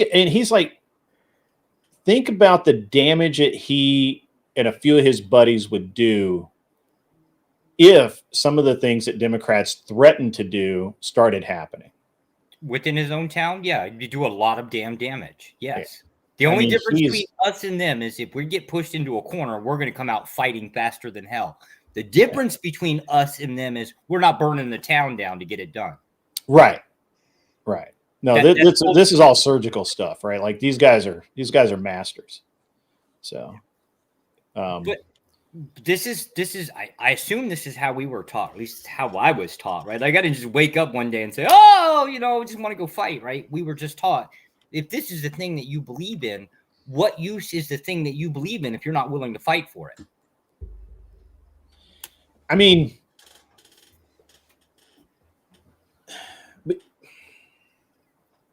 let's look at it this way. We have an exceptionally large number of men in this country who have been to war. Yes. That are exceptionally used to violence and killing and do not need a political or emotional reason to do so. Correct. They simply need to be convinced that it needs to be done. Correct. That is what we're really dealing with. Yeah. To be fair, so when I say conservatives, I'm pretty damn sure that you guys are the majority of the right. I'm just, that's from my perception. I don't think I have the numbers on it, but if appearances are close, or perception is some type of close for an accurate number to get by, I'm pretty sure you guys are like basically the majority numbers.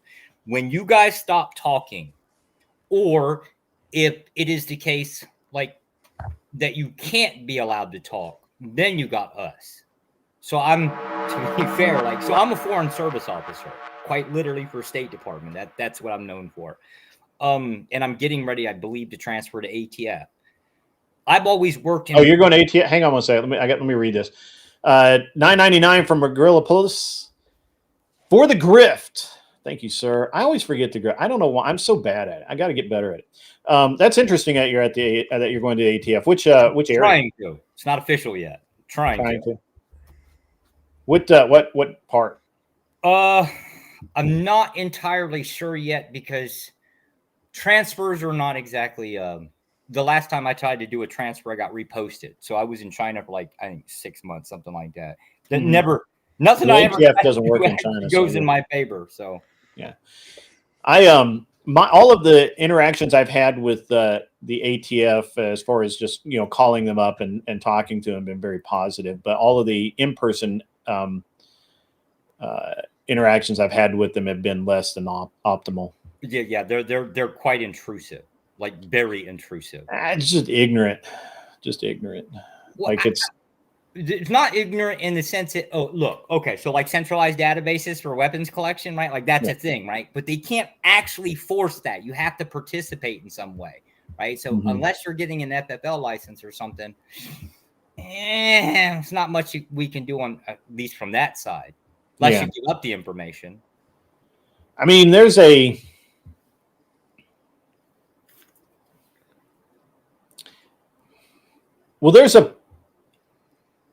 difference, I believe, from the agents in the field and the people that work at desk.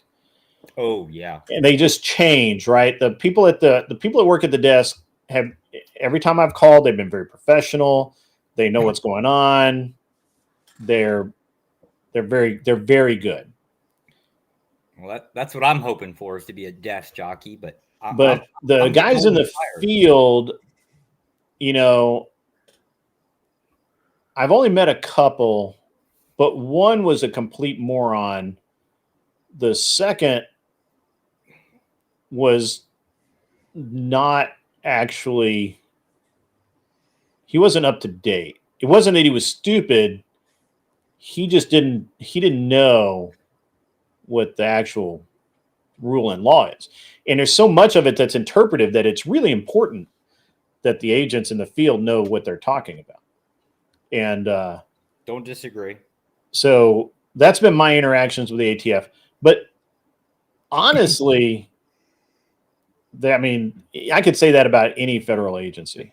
They're not obligated to. They're just obligated to fulfill or comply with whatever directives are given them. Yeah, they just and a lot of them are just filling it. You know, they came from somewhere else. You know, yeah. Like they're in the ATF now, but last week they were at the VA hospital or something.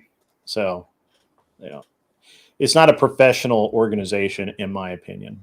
So, I mean, I guess getting back to the topic, I distracted you. No, that's all right. Here's my straight up question: is what exactly is wrong with violence? And my issue with what's wrong with violence? Yeah, what's wrong with violence? I don't have any problem with violence. Okay, so then the next question is: let's say these stats that you were talking about before. Let's say that the left decides that they want to paint the right as just inherently violent. All we want to do is go around. What's wrong with that?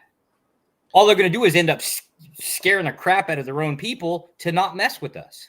Well, no, I think at what we're seeing is I mean, I'll tell you right now, I just had the first venue I booked for my event at DebateCon canceled because of the threat, because in their mind, there is a potential for violence and they don't want the liability following the Charlie Kirk issue.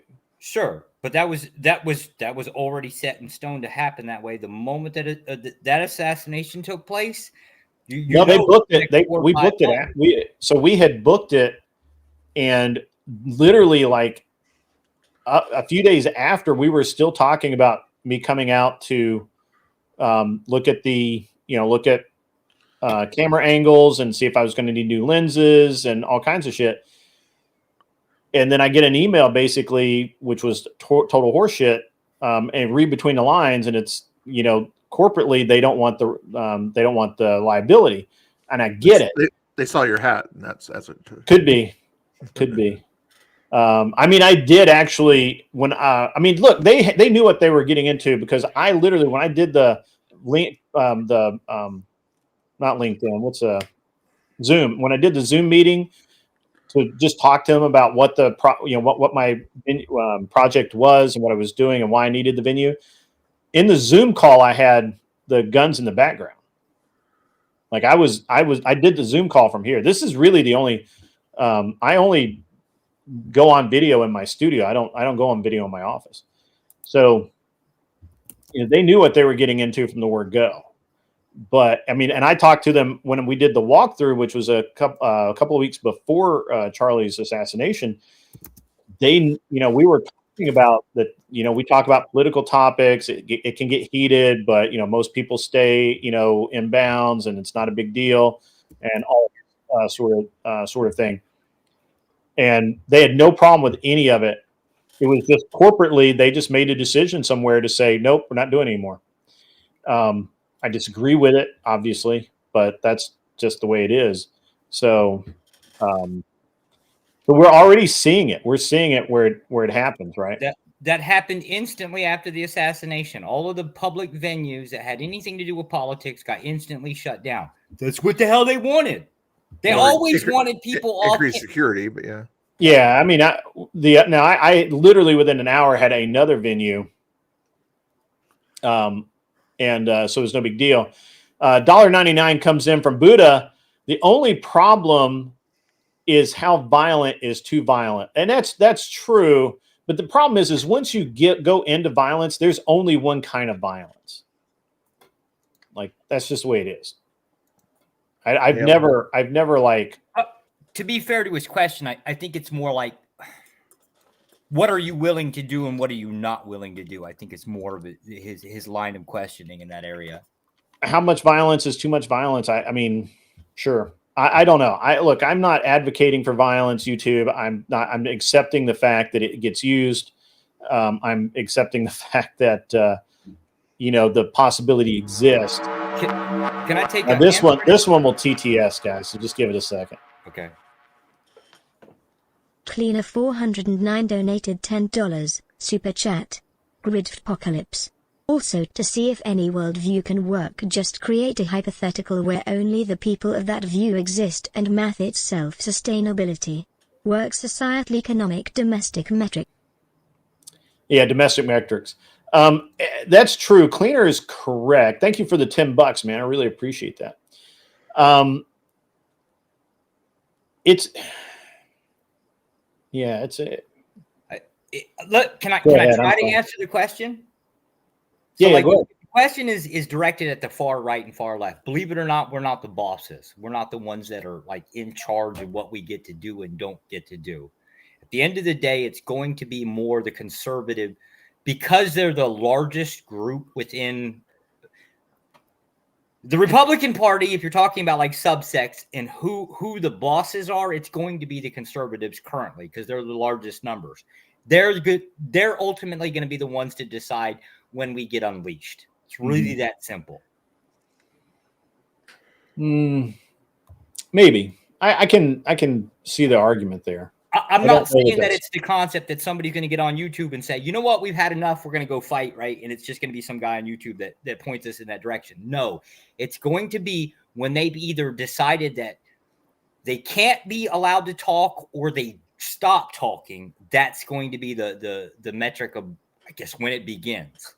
It just hasn't happened yet. And to be fair, most of the population is unwilling to fight over any of these things. So the best you can do is just clean up your own town. I think that becomes the issue. I think that there's a reality where, or the reality is just that most people just don't care. They just don't. As long as they have food and water and, shelter and air conditioning, they don't really give a shit. Well, that was the social nationalist that I'd mentioned before. That was his position, is that it's just really easy to push people along that direction if you just take care of their basic necessities. Mm-hmm. Yeah, no, that is the communist playbook. I mean, that's Marxism defined. Yep. So, yeah, but so I don't know what. I mean, I'm a constitutional conservative, so I'm all for shrinking the government as much as possible. I just happen to also be a realist and understand that it's going to be exceedingly difficult to do that. Damn. I heard back from this guy, or I left off with this Logan Lee 5875 wants to debate me because apparently he thinks he can. He has, he's given me a couple of debate topics. You guys can and chat, you guys can join in on this too. So he is he's given a topic of, can you trust Trump's administration? Is that a debate topic? I don't know. That's weird. Well, it's a really easy topic. Do we actually trust our government to tell us stuff? Yeah, no, it's not the government's job to tell us anything other than they want us to know. I bet his go-to is going to be Trump told 2,000 lies or whatever, things like that. So Okay. Is there reasonable evidence that the resurrection happened? Yes. Was Timmy whatever the actual shooter? I'm assuming that he means Charlie Kirk's shooter. And I don't know who Timmy is, so yeah, I don't either. I don't think the old guy that originally got arrested, like threw his hands up and said, "Oh, you got me." No.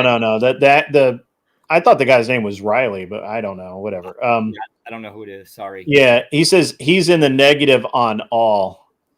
Obviously, if you don't even know the guy's name, what the fuck? And then he also gives, is Christianity true? Ooh. Next one is the force doctrine held by men in today's world? Okay, go back. Yeah. So for everybody that doesn't know me, I'm a Christian nationalist. I also happen to be an atheist. So here's the point. It don't matter whether Christianity is true or not. If you agree with the rule books and you agree with the prescriptions on society, belief does not mean a damn thing. Like, it doesn't matter. And that should be, at least as best as I can tell from all of the Christians I talk to, Christians are arguing for faith, not evidence, right? Well, people, I guess on, like, say, my side with the atheist, right? Most of the arguments are prove God exists and then I'll believe. No, you won't. You'll know. There's a big difference between belief and know.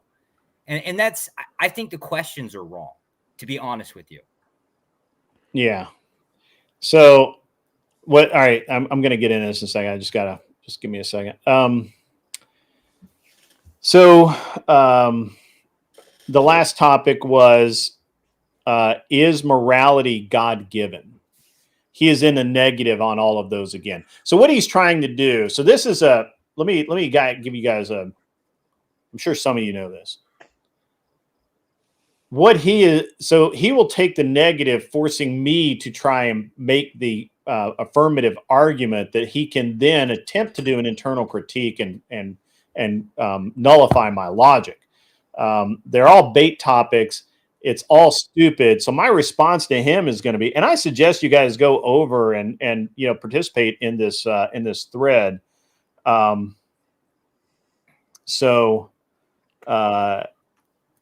Because it's getting even more funny.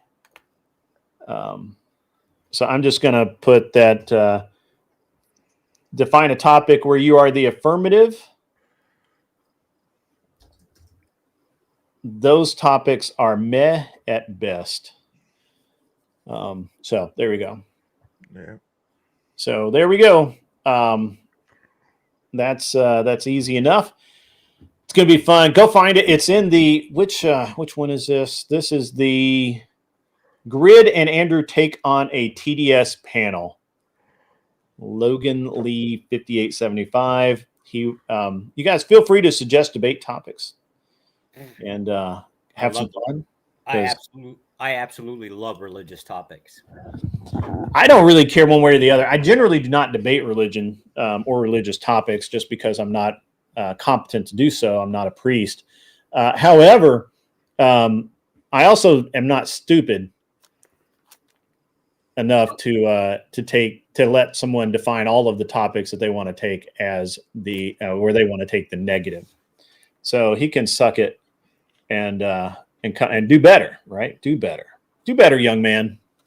So, Josh, what do you think about the way that, and you too, Bill? What do you think all of this is saying to our young men and women that are under 18 that are watching all of this stuff go on during their formative years? Oh, you take this one, Bill. You first, sir. Well, I like these examples and everything. And there was an example the other day when Katie Davis Court, a journalist, was out there, and at least the girl that was attacked her or whatever said she was underage. The cop that was running away and everything. So you get these leftists that kind of fall into this kind of indoctrination and everything, and they want to get away and hide themselves after they do something bad. They think they can get away with it, and they think that the Democrats, liberal cities, will kind of allow them to get away with it. She was running away and everything. The cop stopped her and everything. And said, "Are you the person?" or whatever.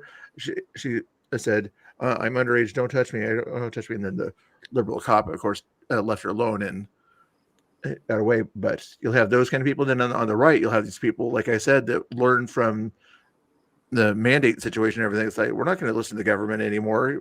Tell us what to do, and it's just ridiculous. And there's kind of both sides, That's what I'm trying to say. Okay. All right. Go ahead, Josh. I only pretty much think that we're just in system overload and we're desensitizing ourselves to everything. Pick any damn topic, right? You got the whole theism versus atheism, right? Like, this has just been bled to death, right? Most people are just like, I don't care anymore. So they're going to be desensitized to that. Then you're going to get to the concept of economy, right? How to deal with that. They're getting desensitized to that and getting to the I don't care mode. If you start looking at like the Gen Zers, they seem to, and I can't call it. What about Gen Alpha? I'm speaking more like Gen Alpha. Oh, Gen Alpha. Ooh, I don't Yeah, know. 18 and under. 18 and under. Yeah, I don't know enough of damn. I don't know enough about that generation. I can just go one up and say, look at them. And the concept of it seems to go in a majority I don't care mode. I don't know why the next generation, Gen Alpha, I don't know why they would be much different. Just a few more steps beyond that. Yeah. Yeah. So, I'd say that I think they're the smart generation because they all have a smartphone, but what that thing is doing to their brains, if they continually use it all the time and everything, they're not allowed to think for themselves. So they're more susceptible to whatever coercion that they see closest to them, whether it's a liberal parent or a conservative parent or indoctrinating school or something like that. They won't think for themselves. They won't even check chat GPT. Is my mom said correct or not? yeah. Like that. They'll just I mean, I like that, but this is kind of what I see. So first, I think what you said at first, Mr. Bill, I think it's pretty insightful, but I'm going to add what we're seeing now with these younger generation is they're looking at, as Josh said, they're looking at this older generation, Gen Z, with the blue hair and running around on college campuses wearing pussy hats and doing all of this nonsense, and are looking at them going, that's the most fucked up thing I've ever seen. And they're in most places. Now I will say that, like, if you go to New York City, this is probably, it's kind of holding true, but it's not as noticeable as you would see in, say, Nashville or Atlanta or any of these other places. But what I seem to be seeing, and it seems to be a national thing, is that they're looking at how ridiculous everything is and saying, no, and they're way more conservative and right leaning than any previous generation, except for maybe Gen X, like me. And what's interesting about that is when you throw in that they had the COVID thing, when a lot of them were in like 5th grade, 3rd grade, 4th, where they didn't get to see their friends for an entire year, right? That school shut down. And I think that just made them super distrustful of authority in general. I think that they're much more Gen X than Gen X is, to be honest. I think they don't trust the government. I don't think that they trust the authority, especially now that they're older and they're reading that and seeing on social media and everywhere else that, that they were lied to, that there was no reason for all of that it was all, just an exercise, if you will. I think a lot of them, man, they're really changing. Who's arguing that we should trust government? As a Well, general blanket statement. I think every school tells you to trust the government. Yep. Every public school, anyway. Every public school tells you to trust the government. Oh, yeah. Daddy knows best and everything. Listen to what this person says. Listen to that person says. I thought we were just taught to obey the rules. I mean, like that too, right? Yeah, that should be about. Yeah, that too. But it's really, I think it's interesting, and I'm actually really interested to, because I hadn't thought about it. Mr. Bill brought it up that they were in school, in elementary school for the most of them, during the lockdowns. Yeah. And what they had to kind of had to experience, and the things that the viewpoints that they have about trust in the government, trust in science, trust in all of these things is interesting. What do you guys think about that? Where do you think that? I mean, obviously, Josh, you said you're not around kids enough, but what do you think, Bill? Yeah, like in that sort of 3rd through 6th grade, if they were in that kind of area there, maybe 8th or whatever, and they kind of grow up. They were old enough to know at that time, how they should behave, hang out with their family, hang out with their friends, do that stuff. And all of a sudden, for a year or two, said, no, sorry, you can't do that. Whether it's the teacher or the parent that says, you got to protect grandma, got to protect grandma, got to protect grandma. Like, But well, someone did get to see grandma for a year.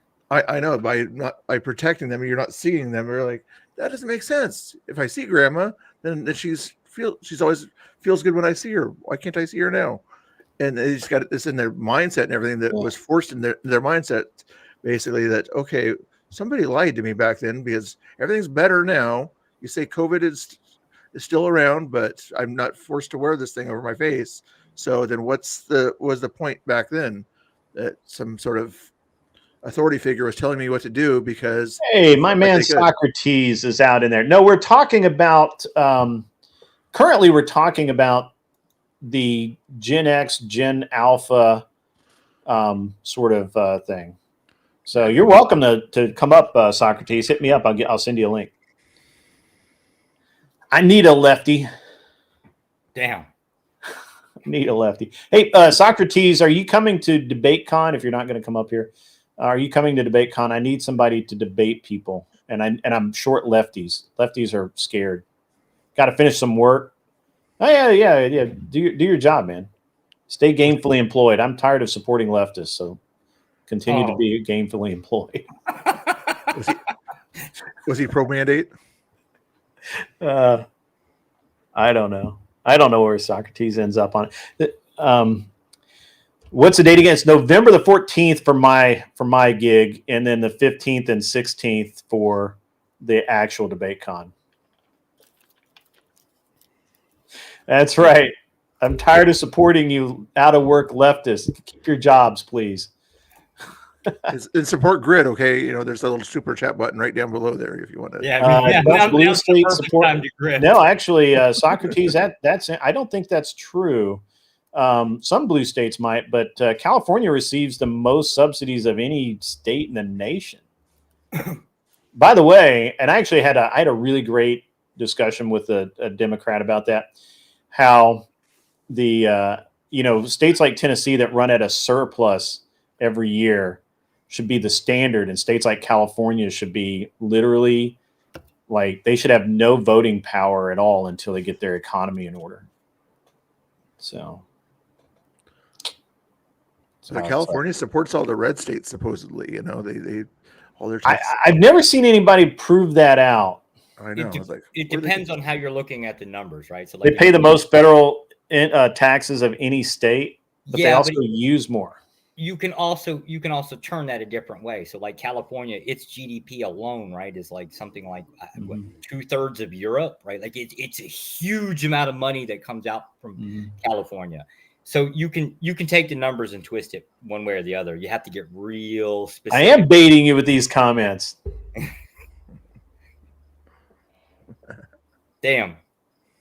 So isn't that kind of odd though? Like the idea, I'm trying to remember. God, I'm 41. Trying to remember back into like grade school. I thought we were taught. It wasn't like the idea of trust wasn't even brought up. It was like, look, this is the formula. This is the system. This is what it is. Listen to police officers. Don't question authority. You know. Well, it wasn't like even the concept of questioning authority is the teacher's going to teach you a thing, right? You still have to go home and figure out whether it works or not. If it works, okay, it was true. If not, right? It was real simple. The idea of trust, though, didn't. I don't think that ever registered for us or came up. Maybe I'm wrong, but I mean, I don't recall it. So what's different with the schools now? Well, I think they're still teaching that don't question authority. Don't follow all the rules, walk on the yellow line, you know, all of that. On the concept of following the rules, because if you don't follow the rules, you get thrown out of school. They're real simple. Yeah. So like, is that what you mean by trust? Public schools are indoctrination camps. Some private schools are almost as bad.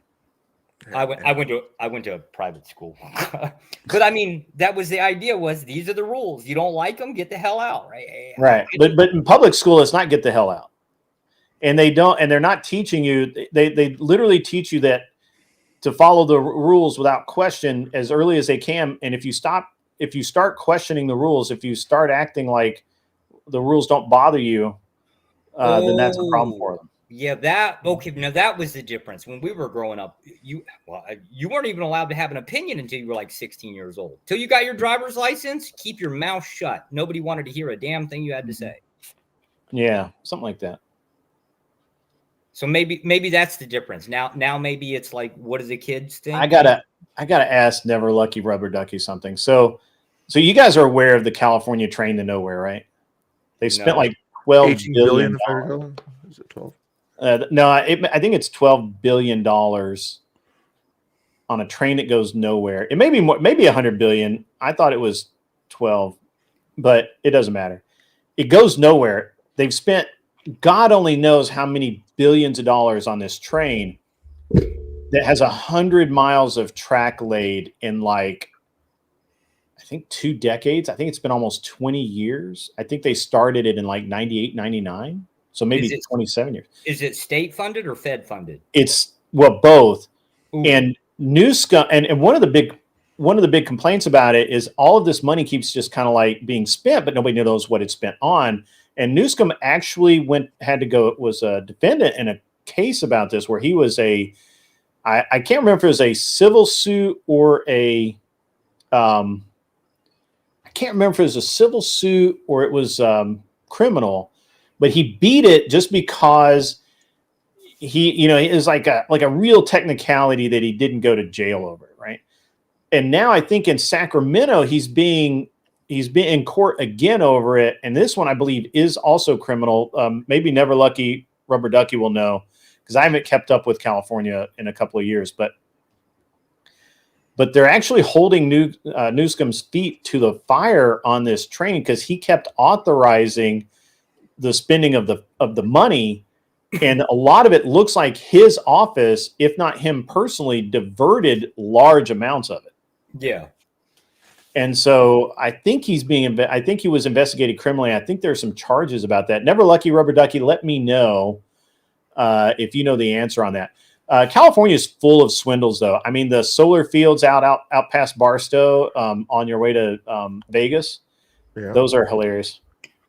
Hasn't that always been a thing? Okay, yeah. So Never Lucky Rubber Ducky says the funding went to the illegals. They swapped the funding for the train to the illegals, which was federal funding for that. Yeah. So Newsom's in. He's going to beat it, right? Because it's in Sacramento, right? Like nobody's actually going to hold him responsible. But all of your federal tax dollars, my federal tax dollars that went into that, did not go to build a train to nowhere. It went to bring illegals from somewhere, but not on a train. They do the same thing in Oregon. There's been a bridge that they wanted to kind of replace the I-5 bridge that goes across from Oregon to Washington. They've had committee after committee, millions and millions of dollars. I'm not sure how much federal money, but state money and everything.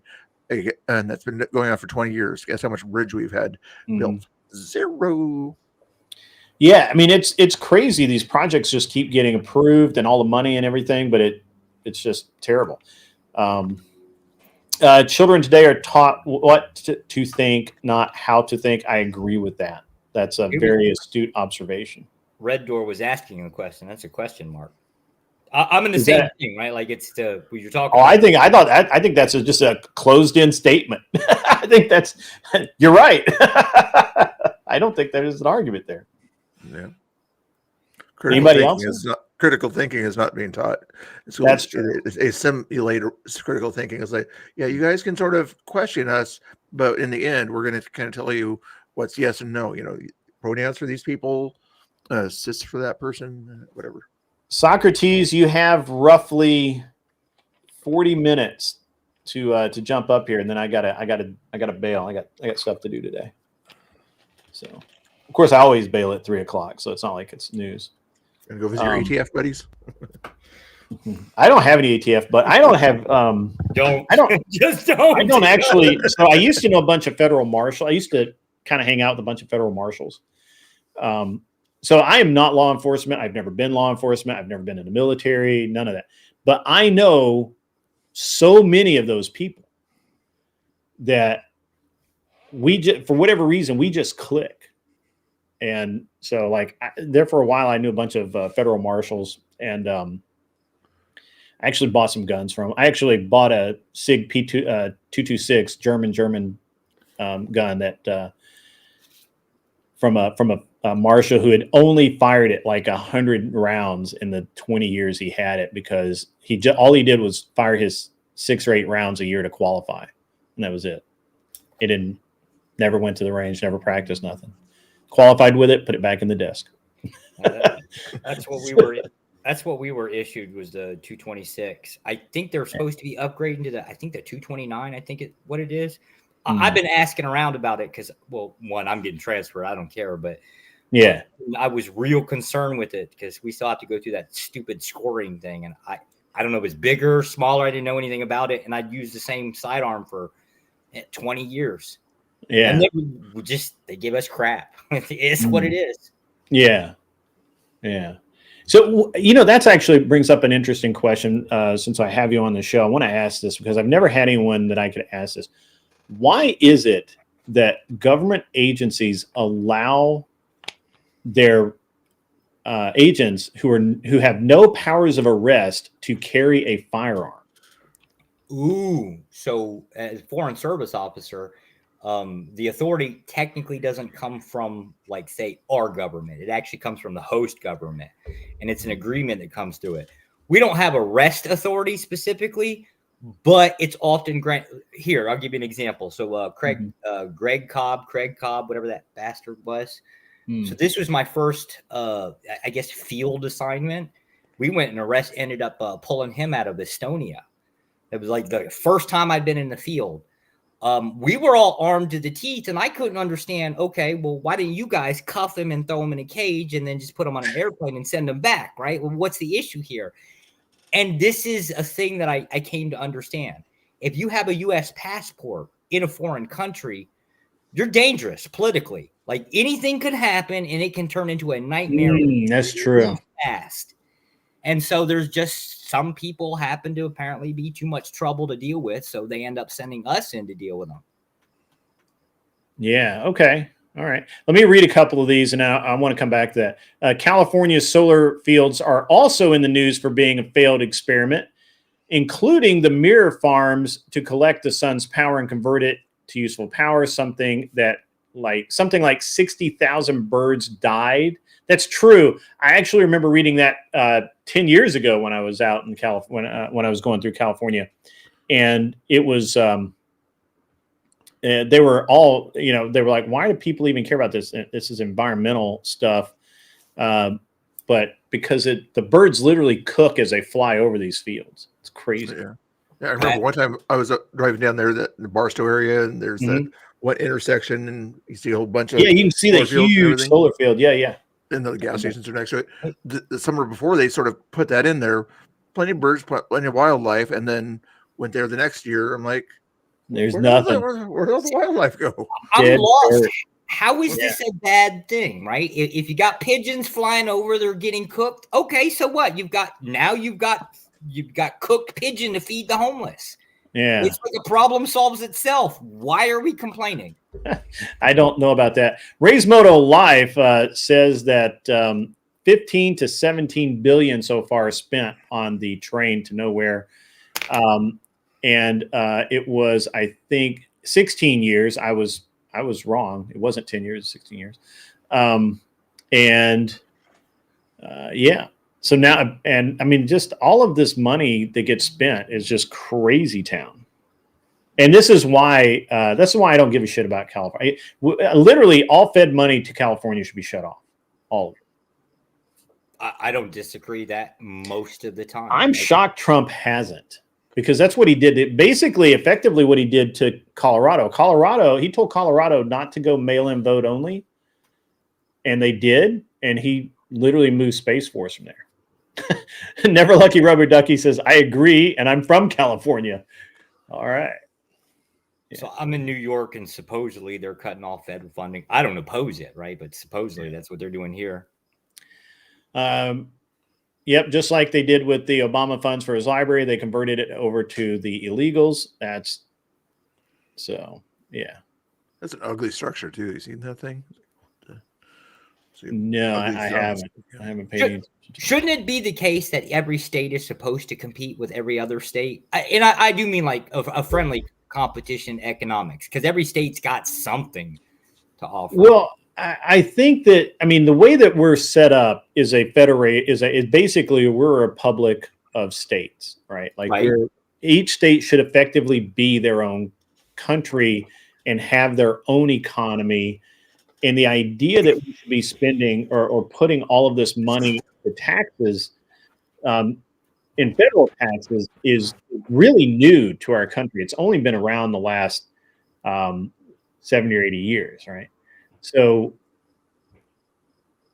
prior to that, unless you go back to the Civil War when it started, you know, the Civil War was over taxation.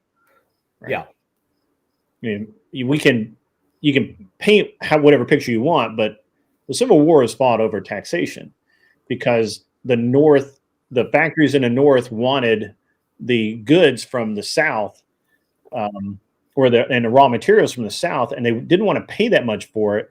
And so what the South was doing is they were selling their cotton and wood and other raw materials to France and England and Spain, and basically whoever would fucking pay for it. Yeah, Mississippi alone was pretty much the global, basically the global provider of cotton. Well, yeah, all through Georgia, and I mean that's why all of the seaports were thumping along, you know, right, back then in the Gulf. And so when the North couldn't outbid or underbid the French, they turned to taxes. So they basically said anything that they sold to these other foreign countries, they had to pay a tax on it. And the South said, fuck that. Well, we're not doing that. We're a state, baby. You can't do that. That's wrong. We're not doing that. And so they seceded. And what most people don't know is that the Confederate States of America actually existed for over a year before it was invaded. So the history is often, taught by the winners, and so you don't necessarily get all of the straight facts. And one of the facts is that the Confederate States of America the Confederacy existed for over a full year as an independent country, doing business as an independent country. And so when the United States entered and crossed that border, they effectively invaded a sovereign nation, a sovereign country. And that is one of the reasons why, honestly, the Civil War, as it is taught, is absolutely horrible. That it's not taught properly because, there's a lot of everybody thinks it was just about slavery, and it really wasn't. It was really about an aggressor nation invading another aggressor nation. Kind of like, I don't know, Russia invading Ukraine. Right. Yeah. Same kind of deal. And so when you have that situation, but again, victors write the history.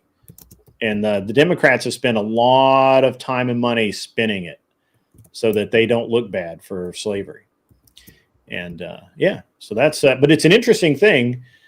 And it's, I hate taxation. A war could very seriously be fought again over taxation in America because of the amount of federal income tax and the way the federal income tax is being spent. There it is, right there. I don't wholeheartedly take a staunch position against taxation. It is inevitable. We want to have nice roads, all this other good stuff, this infrastructure, right? Mm-hmm. Like it's got to get funded. However, definitely our military. Because I want it bigger. I still want it bigger. I don't care what size it is now. In 5 years, it had best be bigger. But I wholeheartedly agree with the concept of the spending. Right. That's the issue. I don't want my tax dollars from New York, and it's a shitty state. I'll grant it. Right. Mm-hmm. But I don't want it going over to another state to deal with their kids. We got our own problems over here. Right. It's really what it boils down to. I thought or I was under the impression that we were supposed to be competing with each other, economically speaking. Mm-hmm. So if you wanted more money, you wanted more industry, right? You moved to that state because that's where the job was. That was the thing, right? Now we're all about like, well, you know, whatever state has to take care of everybody. How the hell is that right?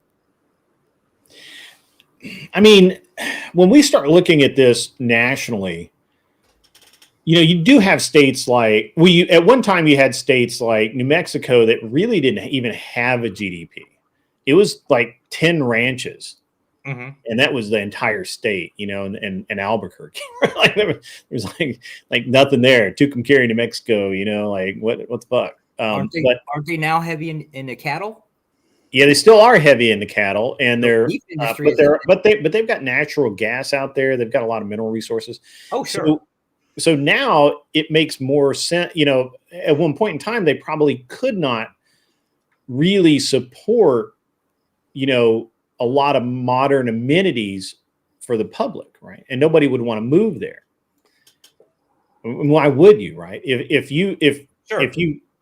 your state can't afford, you know, excellent public schools or excellent, you know, one thing or the other, why would you move there? And it keeps this, and it kind of keyed people in to move to where the jobs were, move to where the work is, right? And now what we've done through our taxation is we've made states that really can't operate independently, like California. California is, you know, they're run so poorly that they cannot operate without federal funding. Mm. Now, the argument the left uses is they pay more income tax comes into the federal system than any other state through California. However, I believe that it's offset by the sheer amount of federal dollars that are spent in California. Yeah, I'm not up to date on the exact figures. I absolutely don't care what goes from a state to the federal government. I honestly, I don't know how they come up with their numbers, and I don't particularly care. At the end of the day, battleships have to be built, maintained. Oh God, the maintenance on these damn things, right? Like, all of this stuff has to be done. So it goes into a pot. I got no qualms, right? It's when it comes back down.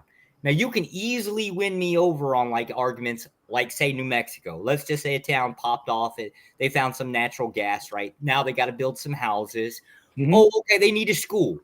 Right. Fuck it. Give them some money, build a damn school. I don't give a damn, right?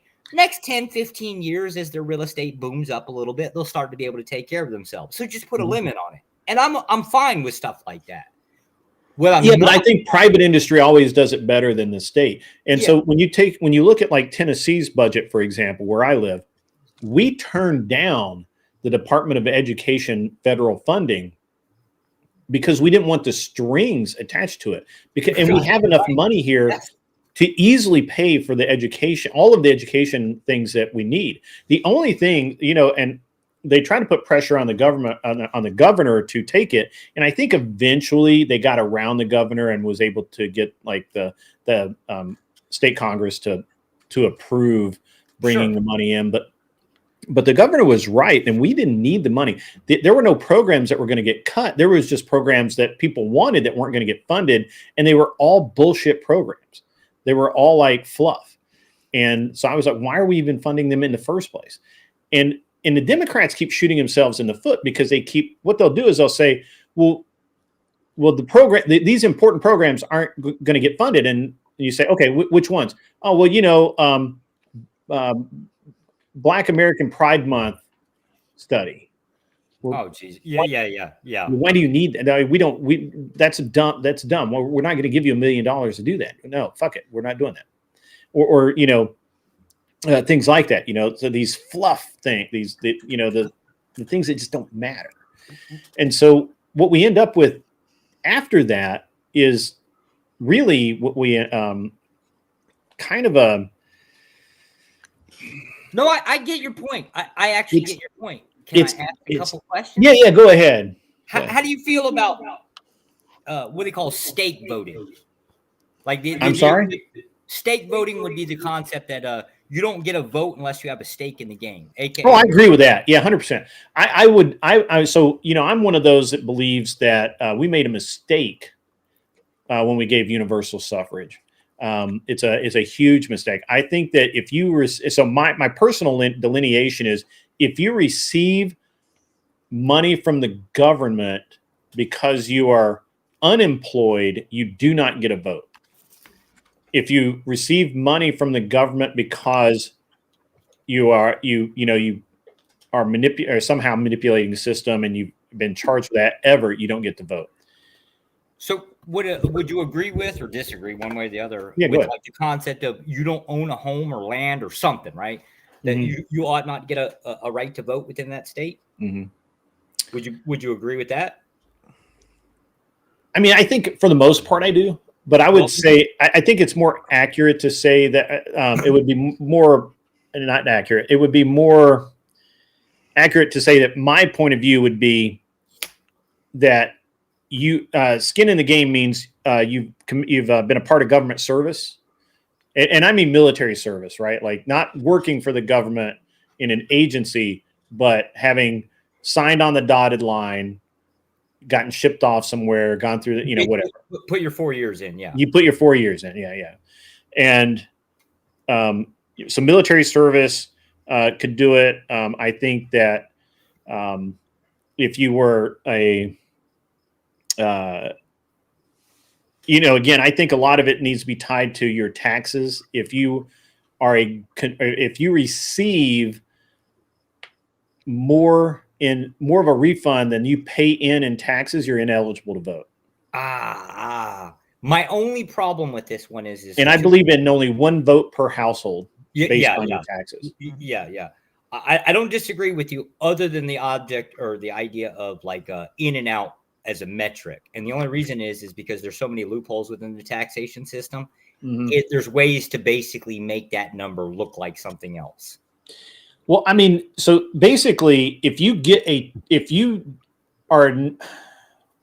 it is possible right now in this country, because of the way people have voted, that I'm just going to pick on Mr. Bill here, if Mr. Bill is a minimum wage employee and he's 20 years old, I wish he lives at home, he has no real expenses, no vote. But when he files his taxes, he happens to have knocked up a girl.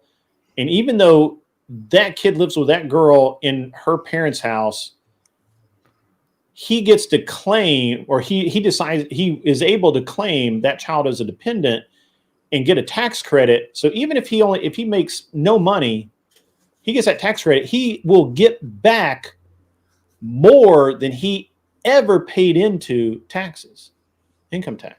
Yeah, but and he should not be allowed to vote. Yeah, but I wouldn't stop him.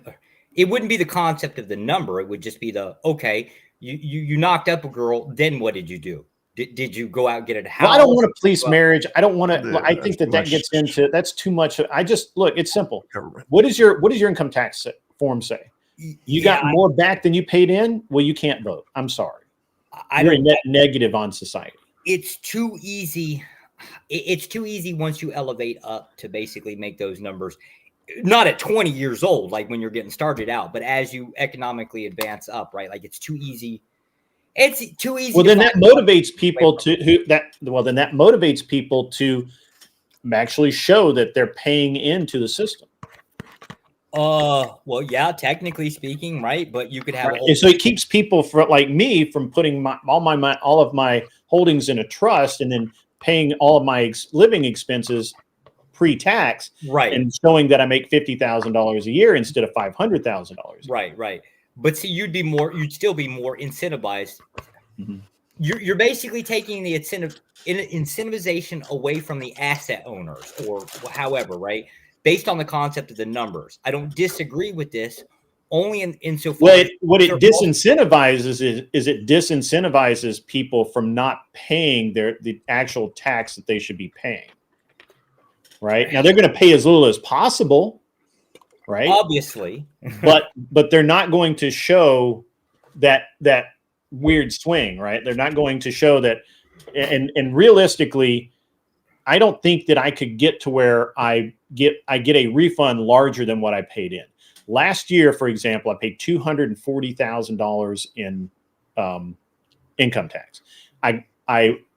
They took so much that they refunded me $90,000.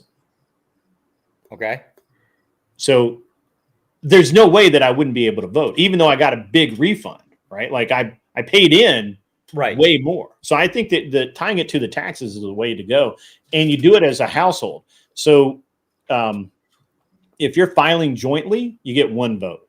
And if you file separately, then your income has to work out or you don't get a vote, right? So what I'm trying to do is I'm trying to disincentivize cheating. See, and I'm trying to incentivize productivity, basically along the standards, right? You ought basically grow up, you ought get married, you ought buy a house, you ought do all this crap that we tend to do. You ought, as best as you can, get away from working a job and getting into doing your own business as best as you can. I realize it's kind of complicated there, but like that's the I can't tie that to voting, but I can 100% tie your income tax to it. I mean, I actually put a lot of thought into this because what we end up with is what we have ended up with is people that do not contribute, purposefully do not contribute any more than they have to, but they still get to vote, and they just keep voting for the people who are going to promise them more shit. Yeah, that's you don't want you. And that is the biggest problem with voting.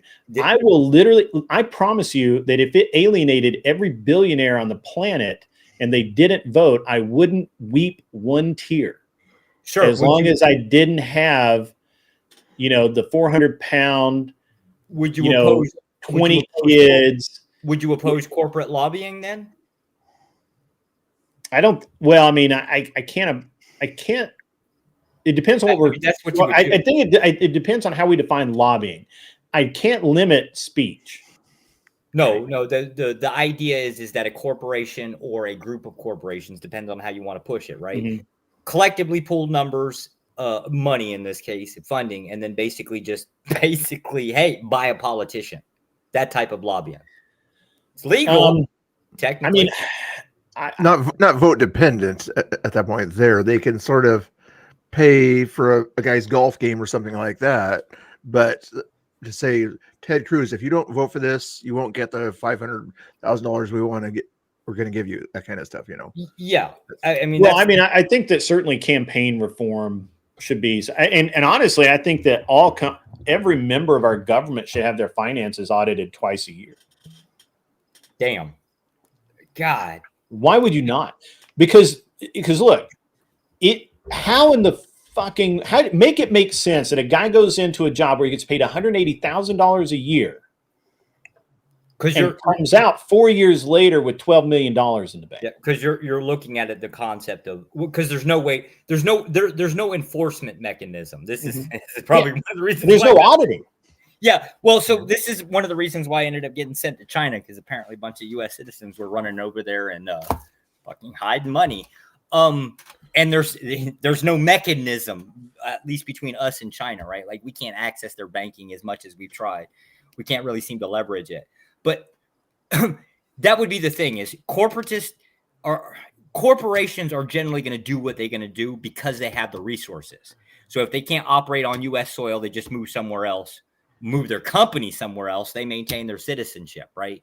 It's a thing that I am not so sure we can regulate effectively.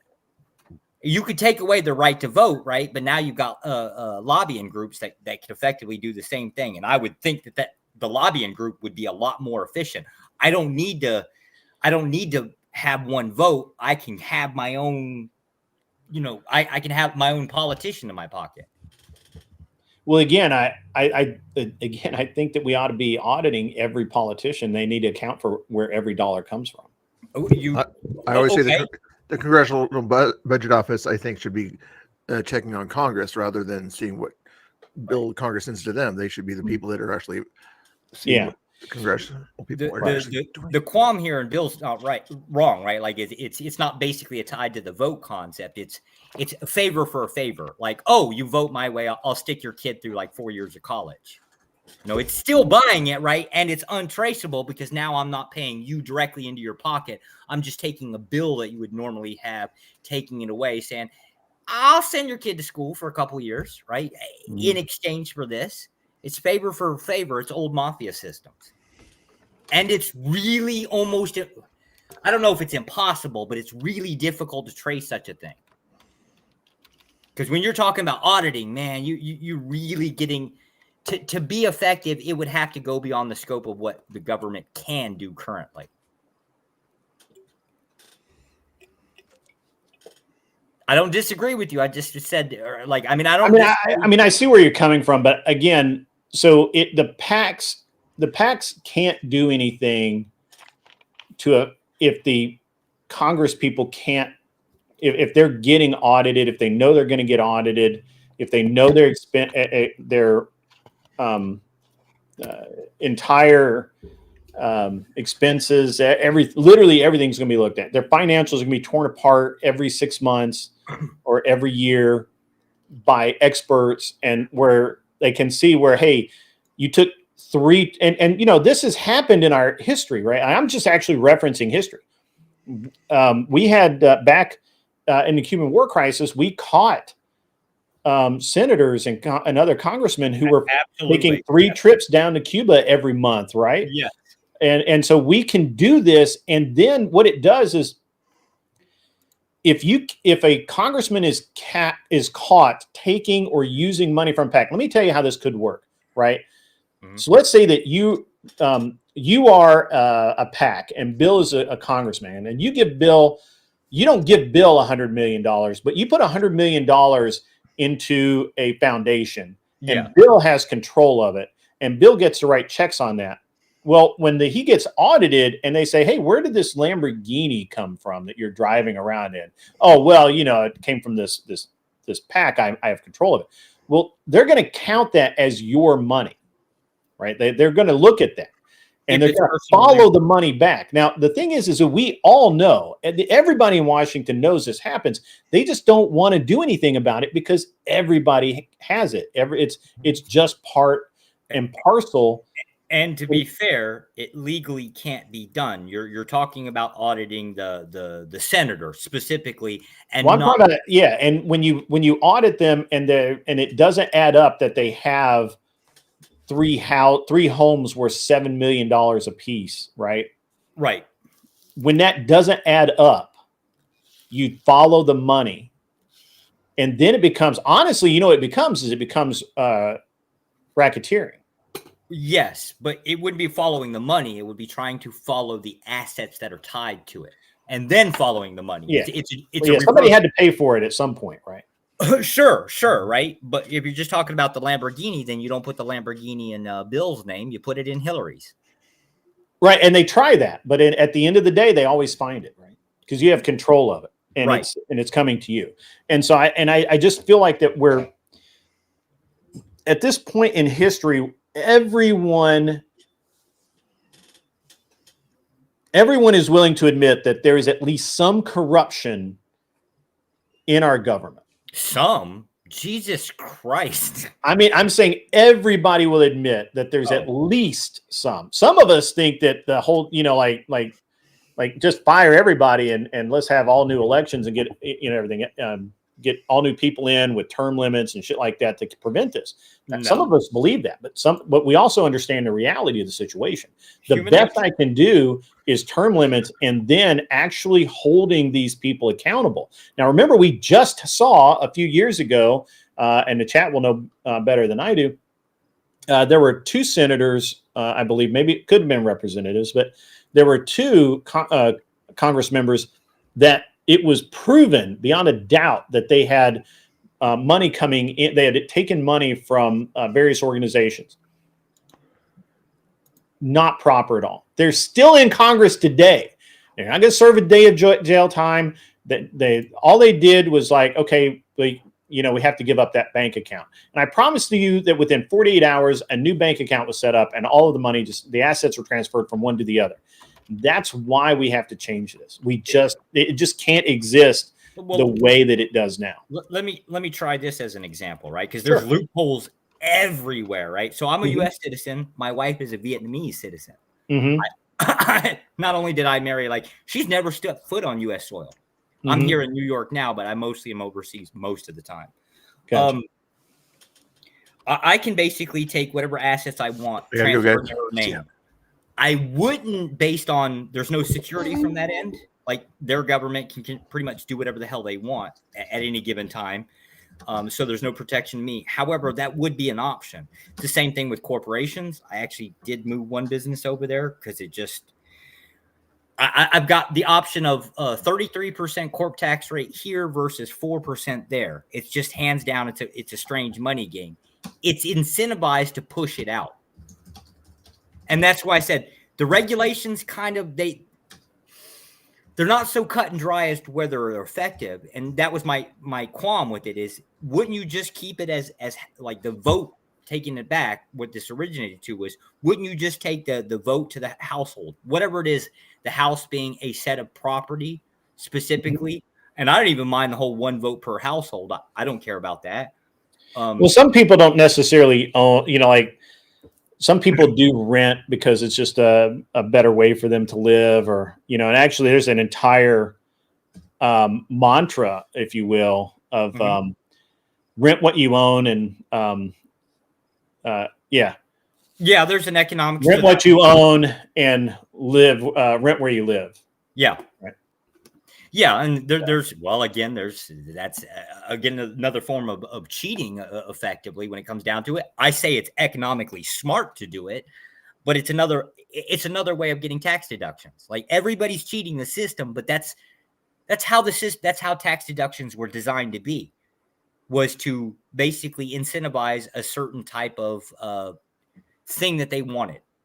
Like if you wanted to promote housing, you operate that way, right? But when you're talking about the concept of stakeholders in voting, right, do you really want to go that far, or do you just want to say, hey, look, we don't care how you operate it, like a blanket statement. We don't care how you want to operate your lifestyle. It's just that if you're being productive, you get to vote. If you're not being productive, screw off. You can vote when you become productive. I don't know if taxation would be such an easy thing. I can't dismiss it. I just think it's asking for a whole lot of reform. Like we're not talking about like a little thing. You'd have to go through the lobbying groups, that all those laws have to be reformed. You have to go through all of the housing, like all of the tax law in itself. What is that? If you were to print out all of the tax laws, you could fill your own entire library. Like they'd have to go through and reform all of that. I can't imagine how many hundreds of years that would take. Yeah, I don't know. I don't. The problem with being a property owner, which is kind of the way it was back in the day, right? Is then we end up with things like poll taxes again, and we're basically repeating history. I want to move forward, not backward in history. And so, help me with the poll tax again. What was that exactly? So the poll taxes where you had to pay to vote. So in a lot of communities, voting, you had to be a member of the community to vote, which means that you had to be known to the sheriff, you had to be known to the mayor, you had to be known to, because again, these were mostly, they were all farming communities or ranching communities. Like even if they had an actual town, the town was like 200 people at best. And then you had, another 1,000 people that lived around it. And so, you had to be known to be able to vote. So if you just were drifting through town, you didn't get to vote. Well, yeah, wasn't that what voter registration fixed? Like you could that was one of the things that so what like, depending on what part of the country you're in, like, and I'm going to specifically kind of pick on Kansas a minute, because Kansas is a really good example. So Kansas actually had a voting system that was based on your taxes. If you paid to be able to vote, you had to pay taxes in your county or area, whatever they call it, with district, that sort of thing.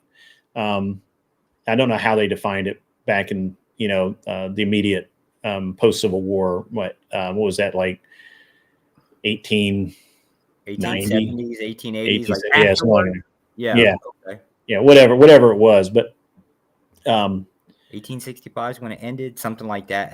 So let's call it 1870. So I don't know if they called them counties or whatever in Kansas at that time, but I do know that did you know that one of the first women elected to office was I believe a mayor in Kansas. I don't doubt it. Yeah, and I think that was in 1868 or 1870. Something. How do you support women voting? I'm ambivalent. For the most part, not really.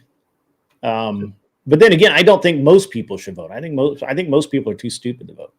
I don't disagree there. So the only difference between me and Wilson are that he basically believes more of a monarchy stance, which I don't disagree. Christian nationalism or Christianity in itself just doesn't function so well, whether it's a constitutional republic, any type of republic or any type of democracy doesn't work so well because you can easily change it out.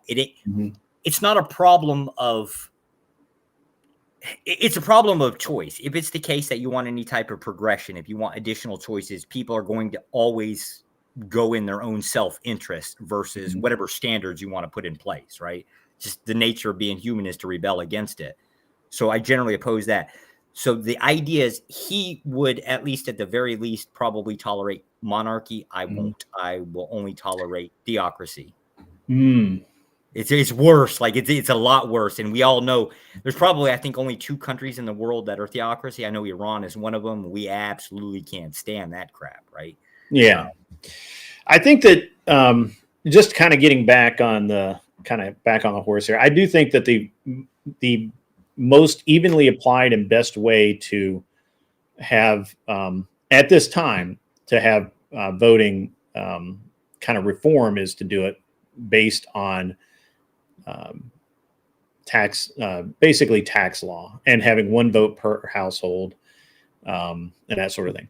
I do think that I do think also that I'm not a tax person, but under your well, here's the other thing is that I think the IRS should be abolished. But under the current system where we have an IRS, I think that's the best way to go forward. Without an IRS, right? Like, because I think the IRS should be abolished. I don't understand why. So the way that it should work is that that locally, your local state taxes, you pay your state taxes, and then local state, to your state, and then your state can pay a portion of the federal tax, right? Like out of that, right? So it's basically like putting the IRS down at a state level. So there'd be I think I don't see any reason why I honestly don't see why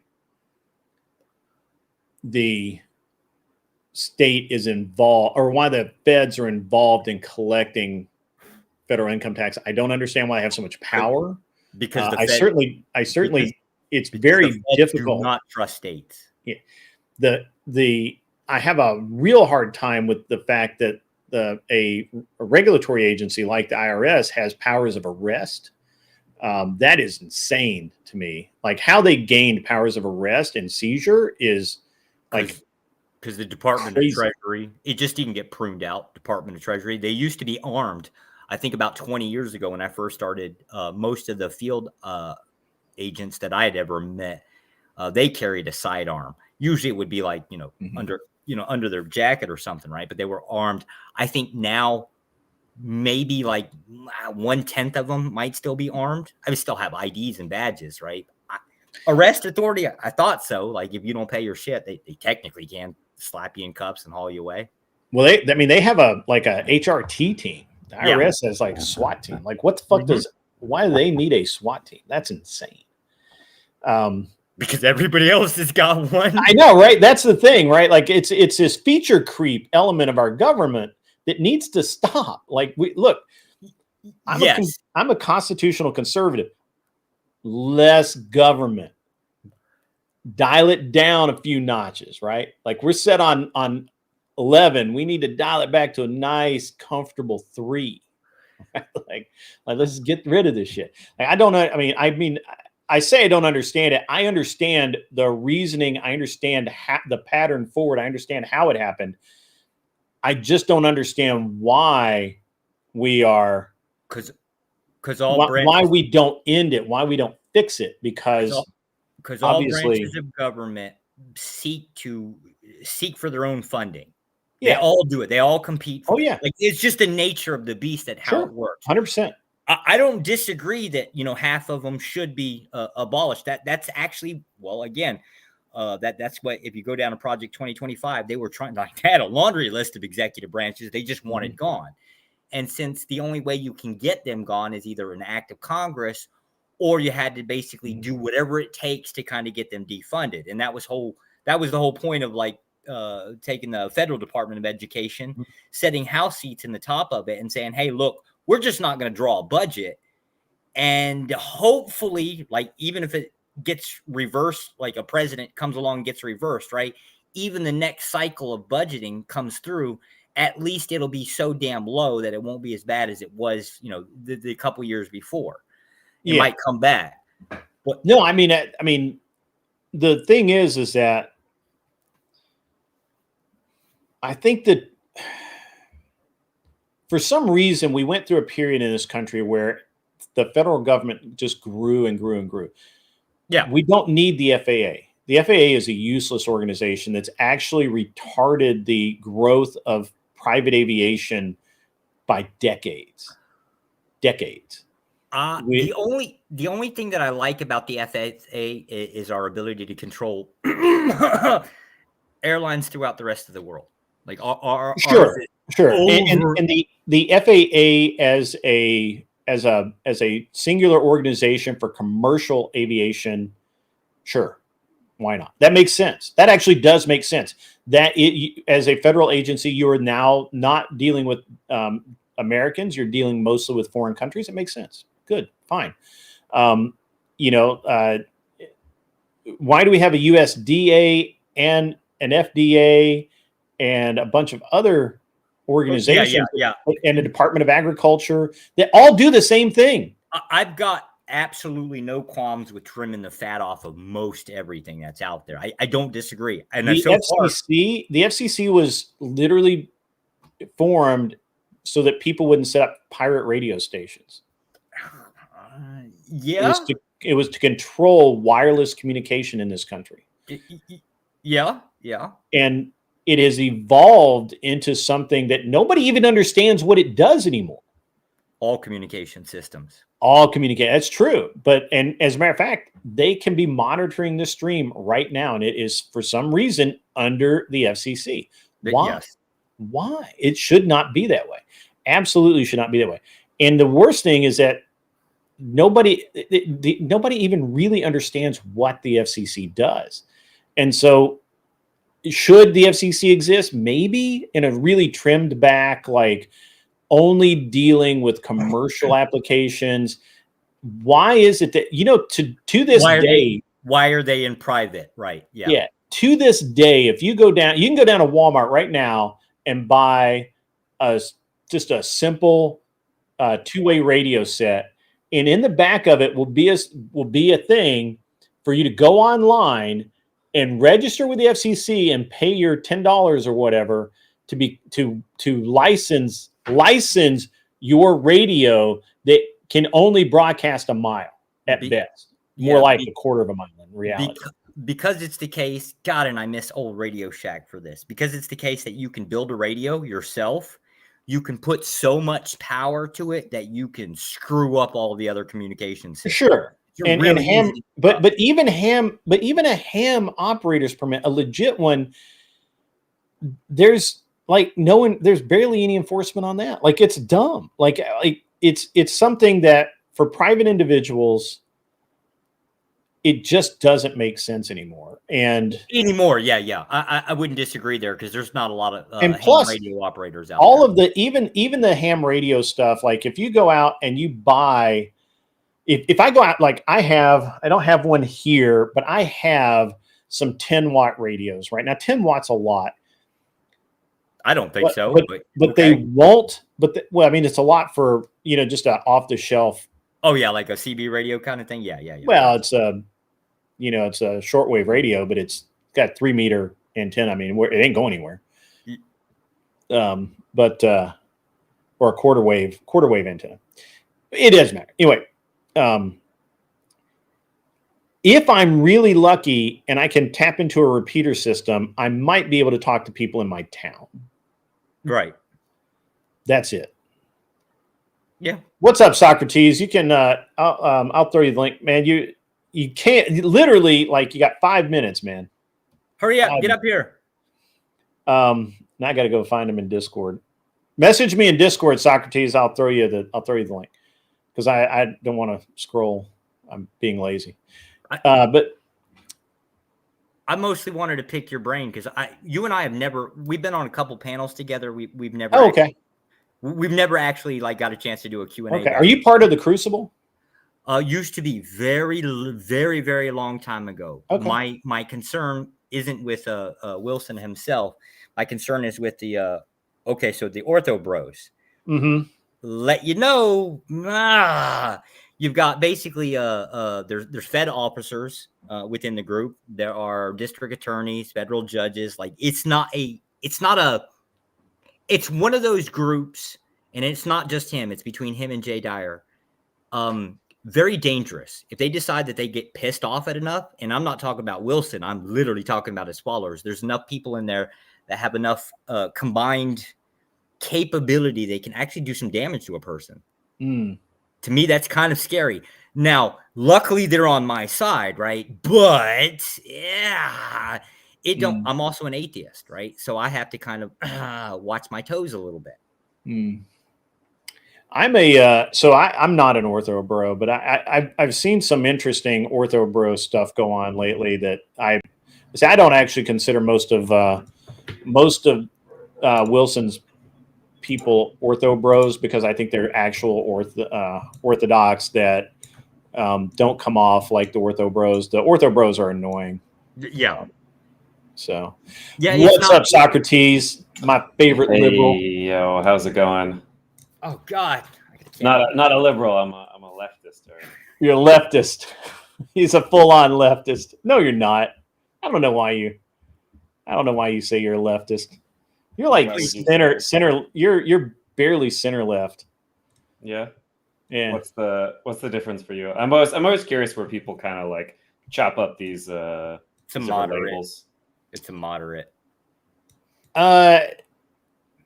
Because we can have a conversation and you don't spurg out every single time I say something. So it's kind of a vibes thing. It's a floating scale. So I'm being a little facetious here. I'm sorry. No, you come in at the end of the show. What do you expect, man? Yeah. Don't expect my best work. I expect you to be fully warmed up. I am. I got to rush now because I got to get shit out of here. Hey, are you coming to DebateCon? Can you tell me one more time? November.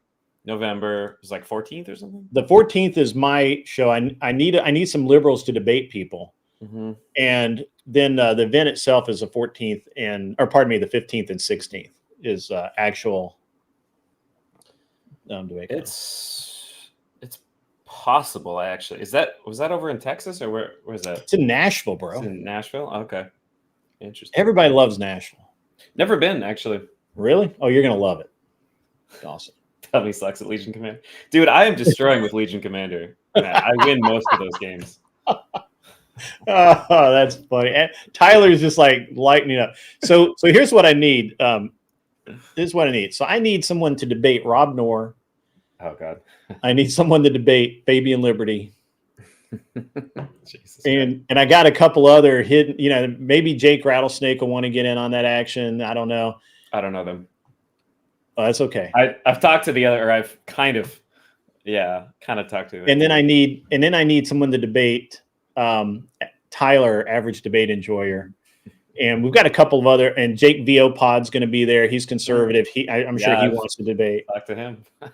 So you don't know any of these people? That's great. No, I have. Oh, you've talked to him? Yeah. I talked to just him for a few hours, and then we had he put together a debate that didn't go that well, but we're on good terms. Yeah. So we've got to have, but the one thing I'm having trouble finding leftist that will debate in person. Yeah, I mean, a lot of those people are pretty. I mean, Tyler. I love Tyler. Tyler's not a left. Tyler is like at best he's a centrist. No. I mean, he's a. I would say that he's a right wing guy.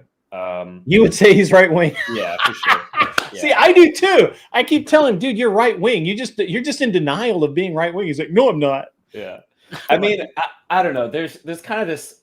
So I don't like to pigeonhole or push anybody into. I don't even really like to mess with these labels because I think the way that people ought to be thinking about issues is very like context dependent. It's very like, what are the actual facts about this thing? Like, right. I think it's a really bad thing that's happening right now that it's like you ask for like one or two opinions and it's like, oh, I know everything else that you believe. Like that's not how things should be. And I think most people aren't really like that, but people get kind of pushed into what do you call it, tribal thinking. Yeah. Let me take the I other agree side. with you. Let me take the other side of this. I want to ask, Please. do you think people honestly, and I'm not talking about YouTubers, I'm talking about viewers basically. Do you think they actually give a damn whether what something's true or false, as opposed to they just want the thing that they want? No, I mean, I think they ought to. I think so. If people actually like want something, like something affects them, and they're like, this helps my family, this helps my friends, then you should want that. That's good, right? It's the stuff where it's like, oh, I heard somebody who's from part of my team said that I should like this or whatever. That's the part that's silly, I think. So, okay. So now, how do you deal with that in the form of society, not debate, within society? Let's just say somebody takes like the pro-abortion stance, right? Like it ought to be legal, it ought to be available, that kind of thing. And then you get somebody like myself is like, not only should it not be allowed, right, but you should be tossed in a volcano after you've had it done. Oh shit! Like, so you take, I'm the far right extremist. I think if you decide you want to get an abortion, then the woman and unborn child should both be thrown in the volcano. Sorry, give me 1 second, guys. Damn. Okay. So anti-abortion. I see our Logan Lee guy that's been talking shit over in the comment section of the video from I don't know when Emmett released it, but it's awesome. I see that you're here. Hang on, I gotta look at what he's talking here. Hey, you know what? I'll just send him. Look, this is only for Logan Lee because I don't have time for him to go through Discord and everything. Come on up and chat in person if you can. I'm not gonna let anybody else up. If you can't, I'll try and read all your shit. But my chat goes fast, so. I love how debate in favor of Russia. I would debate in favor of Russia. I think Ukraine's being tossed about by a puppet dictator who's the biggest obstacle to peace. I don't think that Putin really gives a shit anymore, and he's just going to keep throwing bodies at it until Zelensky gets tired of losing bodies. So I don't know what the argument there is. You want to debate? Wait. You have a guy invading a foreign nation, and the person defending. I don't care about somebody invading a foreign nation. I don't care. Why that's not? Between them, because that's between them. Isn't that something we should care about? No. Why? I'm an isolationist, brother. I could give two fucks. It's when people get into me about like Israel and Palestine. I'm like, I don't give a zero fucks given. Let them sort it out. It's fine. Just let them go. Look, it's like we're the big brother that just stands there and watches little brother get his ass beat because he picked the fight. I'm not getting into it. It's not my fight, bro. Yeah. You picked the fight. You would say that maybe the U.S. should stop vetoing every UN resolution with respect to Israel and just like hands off it, right? Just like stop getting involved, stop making it our issue. Damn. No. No, Cleaner, I can take we should either. be really involved. Damn. Okay. Yeah, Cleaner, I can take. You guys I can should take debate. either side. I can argue the pro-Ukraine side. I wouldn't believe in it at all. Yeah. So it's so weird to me. Sorry. Go ahead. Are you taking like the? Hey, we got Logan Lee. What's up, Logan Lee? Hey. How we doing? I'm trying to get out of here, but everybody keeps coming in. I'm ready for next Thursday, like because obviously, but we need to obviously we're going to agree on most things. I've heard a lot of your comments. I made a comment about whatever podcast. I'm in a friend's home right now, so I just stepped outside to do this real quick. No worries, man. Yeah, don't dox anybody or anything. Of course, like that. we're gonna agree on most things, but that's why I want to find what we don't agree on. Okay. Like. We'll find, are you religious? Maybe whatever war's going on. I'm pro-Israel, pro-Russia. Yeah. Okay. In general, I'll give you some outlines. I, in general, do not debate religious topics. I don't consider myself qualified. I'm not a priest. I'm not a pastor. It's just not something I debate. Would you have a debate on COVID either way? I could, but it gets. Are you a doctor? It really gets into.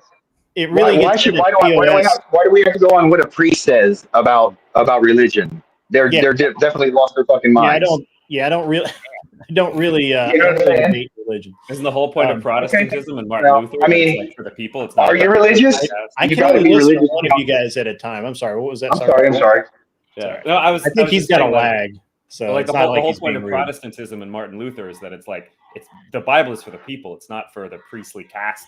Right. To talk about it in a different language that nobody understands and gatekeep who gets to understand. Well, if your whole worldview is given because of your religion, you have to stand on that. You have to debate that. I feel you would have to. If you are religious, if you stand on your religion, you believe in a God, you should be able to debate that at any time, any topic, in any part of it. Your Christian Bible, the Jewish Torah, the Quran, you should be able. This is how I feel. Now, you may not feel the way. I understand. I understand how you feel, and especially if your worldview is carrying behind that. I will respect your feelings, but I'll respect your feelings, but I don't. I really don't care. I don't debate. I generally do not debate religious topics. There's far too much opinion and whatnot. It can be a hassle sometimes. I can be an asshole. I can be an asshole. You're right. I can. No.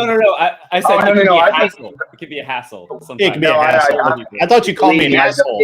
No. I was like, I am. You're accurate. I took it on the chin though. Jesus. So. And like I said, I would rather, it'd be entertaining. I don't care about if people are talking. You talk about my mother. It's funny. I'll laugh. So that's not a problem. All right. Well, let's do this because I end my show at 3:00 and I think we might be. Yeah, I think we're over it now, but that's okay. I can always go another 5 minutes or so. I will be back on. I will be live again. And this is the motorsports from what that donates to whatever a lot, right? I am. Okay, so I know a lot of. I've watched a lot of whatever. I agree with most things there, obviously, except for the religious stuff. And then I think I even might have an argument against Andrew Wilson's force doctrine. I believe it mostly has been men throughout history. I don't think it's men anymore. I think technology and maybe government. I don't know how to really word the argument, but I don't feel it's men. It's not men anymore. I mean, it's, I think there might be you're going to pick up a lot. If you want to debate, bro, we've got people in the chat right now are lighting it up. They're like, I'll debate on priest authority, and other people are. Dude, I would love the religious stuff. Oh, I love eating other religious people alive. Okay. It's so much fun. So watch them stare off into the middle distance. Oh God. I'll be live tomorrow at 8 Central Standard Time. So show up. It's a debate show. So any Texans fans out there? We can argue football. Oh God, any of you dipshits out there? I'm not really. I shoot things. I don't play with footballs that much. Yeah. But anyway, I got in the show. But hey, man, good on you for stepping up, man. I thought. I thought you were shit talking, and I was like, I'll call every shit talker out. Oh, I was definitely shit talking. Good on you, man. Good on you. Yeah, Staying the dozen way is not step new up. to me. Yeah, way to step up, man. Well, I mean, a lot of people just don't have the balls. No. I want to recognize my buddy Socrates for coming up here for like 10 whole minutes and not getting his question answered at fucking all. It's a total waste of time for him, but that's okay. I mean, Grid, is this going to be open? Like, if you leave, can I keep chatting with these guys a little more? I can. With those guys, I can. I could. I gotta hop off, but I'm just making my face seen real quick, and then we Appreciate have my that. email if I need anything else or whatever. We can do it through the YouTube comments or just whatever. If you're on Discord, go to my Discord and just become a member. I am not, but I can download whatever app whatever's needed. They'll link it in the chat in just a second. Okay, right on. Yep. Appreciate you standing tall, dude. Good job. No, fine. We'll find something. And like I said, any topic I'll find. I just need to find a vector of attack, and I'm good at debate. All right, man. Good to go. Sounds good. I Right on. appreciate it. Thank you, sir. Yep. Socrates, I don't know. I don't normally when I shut down like it's over. So if you guys want to continue talking shit, I think Emmett's going to have a stream, and I could. Emmett, are you live? If Emmett's live, then I'll just forward everybody over. Easy enough. I'm kind of curious to have a conversation with you. Like I said, shout out to you for being able to afford internet service, right? Like, I mean, oh, you guys are both in New York too. Ah, man. Except one of you's in New York City, and the other one's of you's is in New York upstate. Oh no, sir, no, sir. That island needs to get pushed off into the ocean. It needs to go. I mean, it will. It's gonna get flooded. Don't worry. Dreams will come true. Not fast enough. You guys are killing us over here, right? Like you're killing us. We just need more AI data centers. Maybe we can, I don't know, get some more coal plants. All right, I don't have anybody to. I'm looking, but I don't see anybody to send you guys to where you can continue your argument. But you can come on tomorrow night and argue. We'll pick up a debate. I don't know. I don't know what stands. So the way it works tomorrow night is we get 10 people, and actually I haven't been recruiting, so I guess I need to. We get 10 people lined up, and you just debate short format debates, and it's a lot of fun. Socrates has done it. It was a lot of fun, right? Yeah, I know. No, that was nice. All right, that was where I met Jake Pod. Yeah. Yeah, it's pretty good. It's a pretty good time. New Jersey needs to go with it. No, I like New Jersey. That's where my apartment is, man. Let me sell it before they. let me sell that thing before we get rid of New Jersey.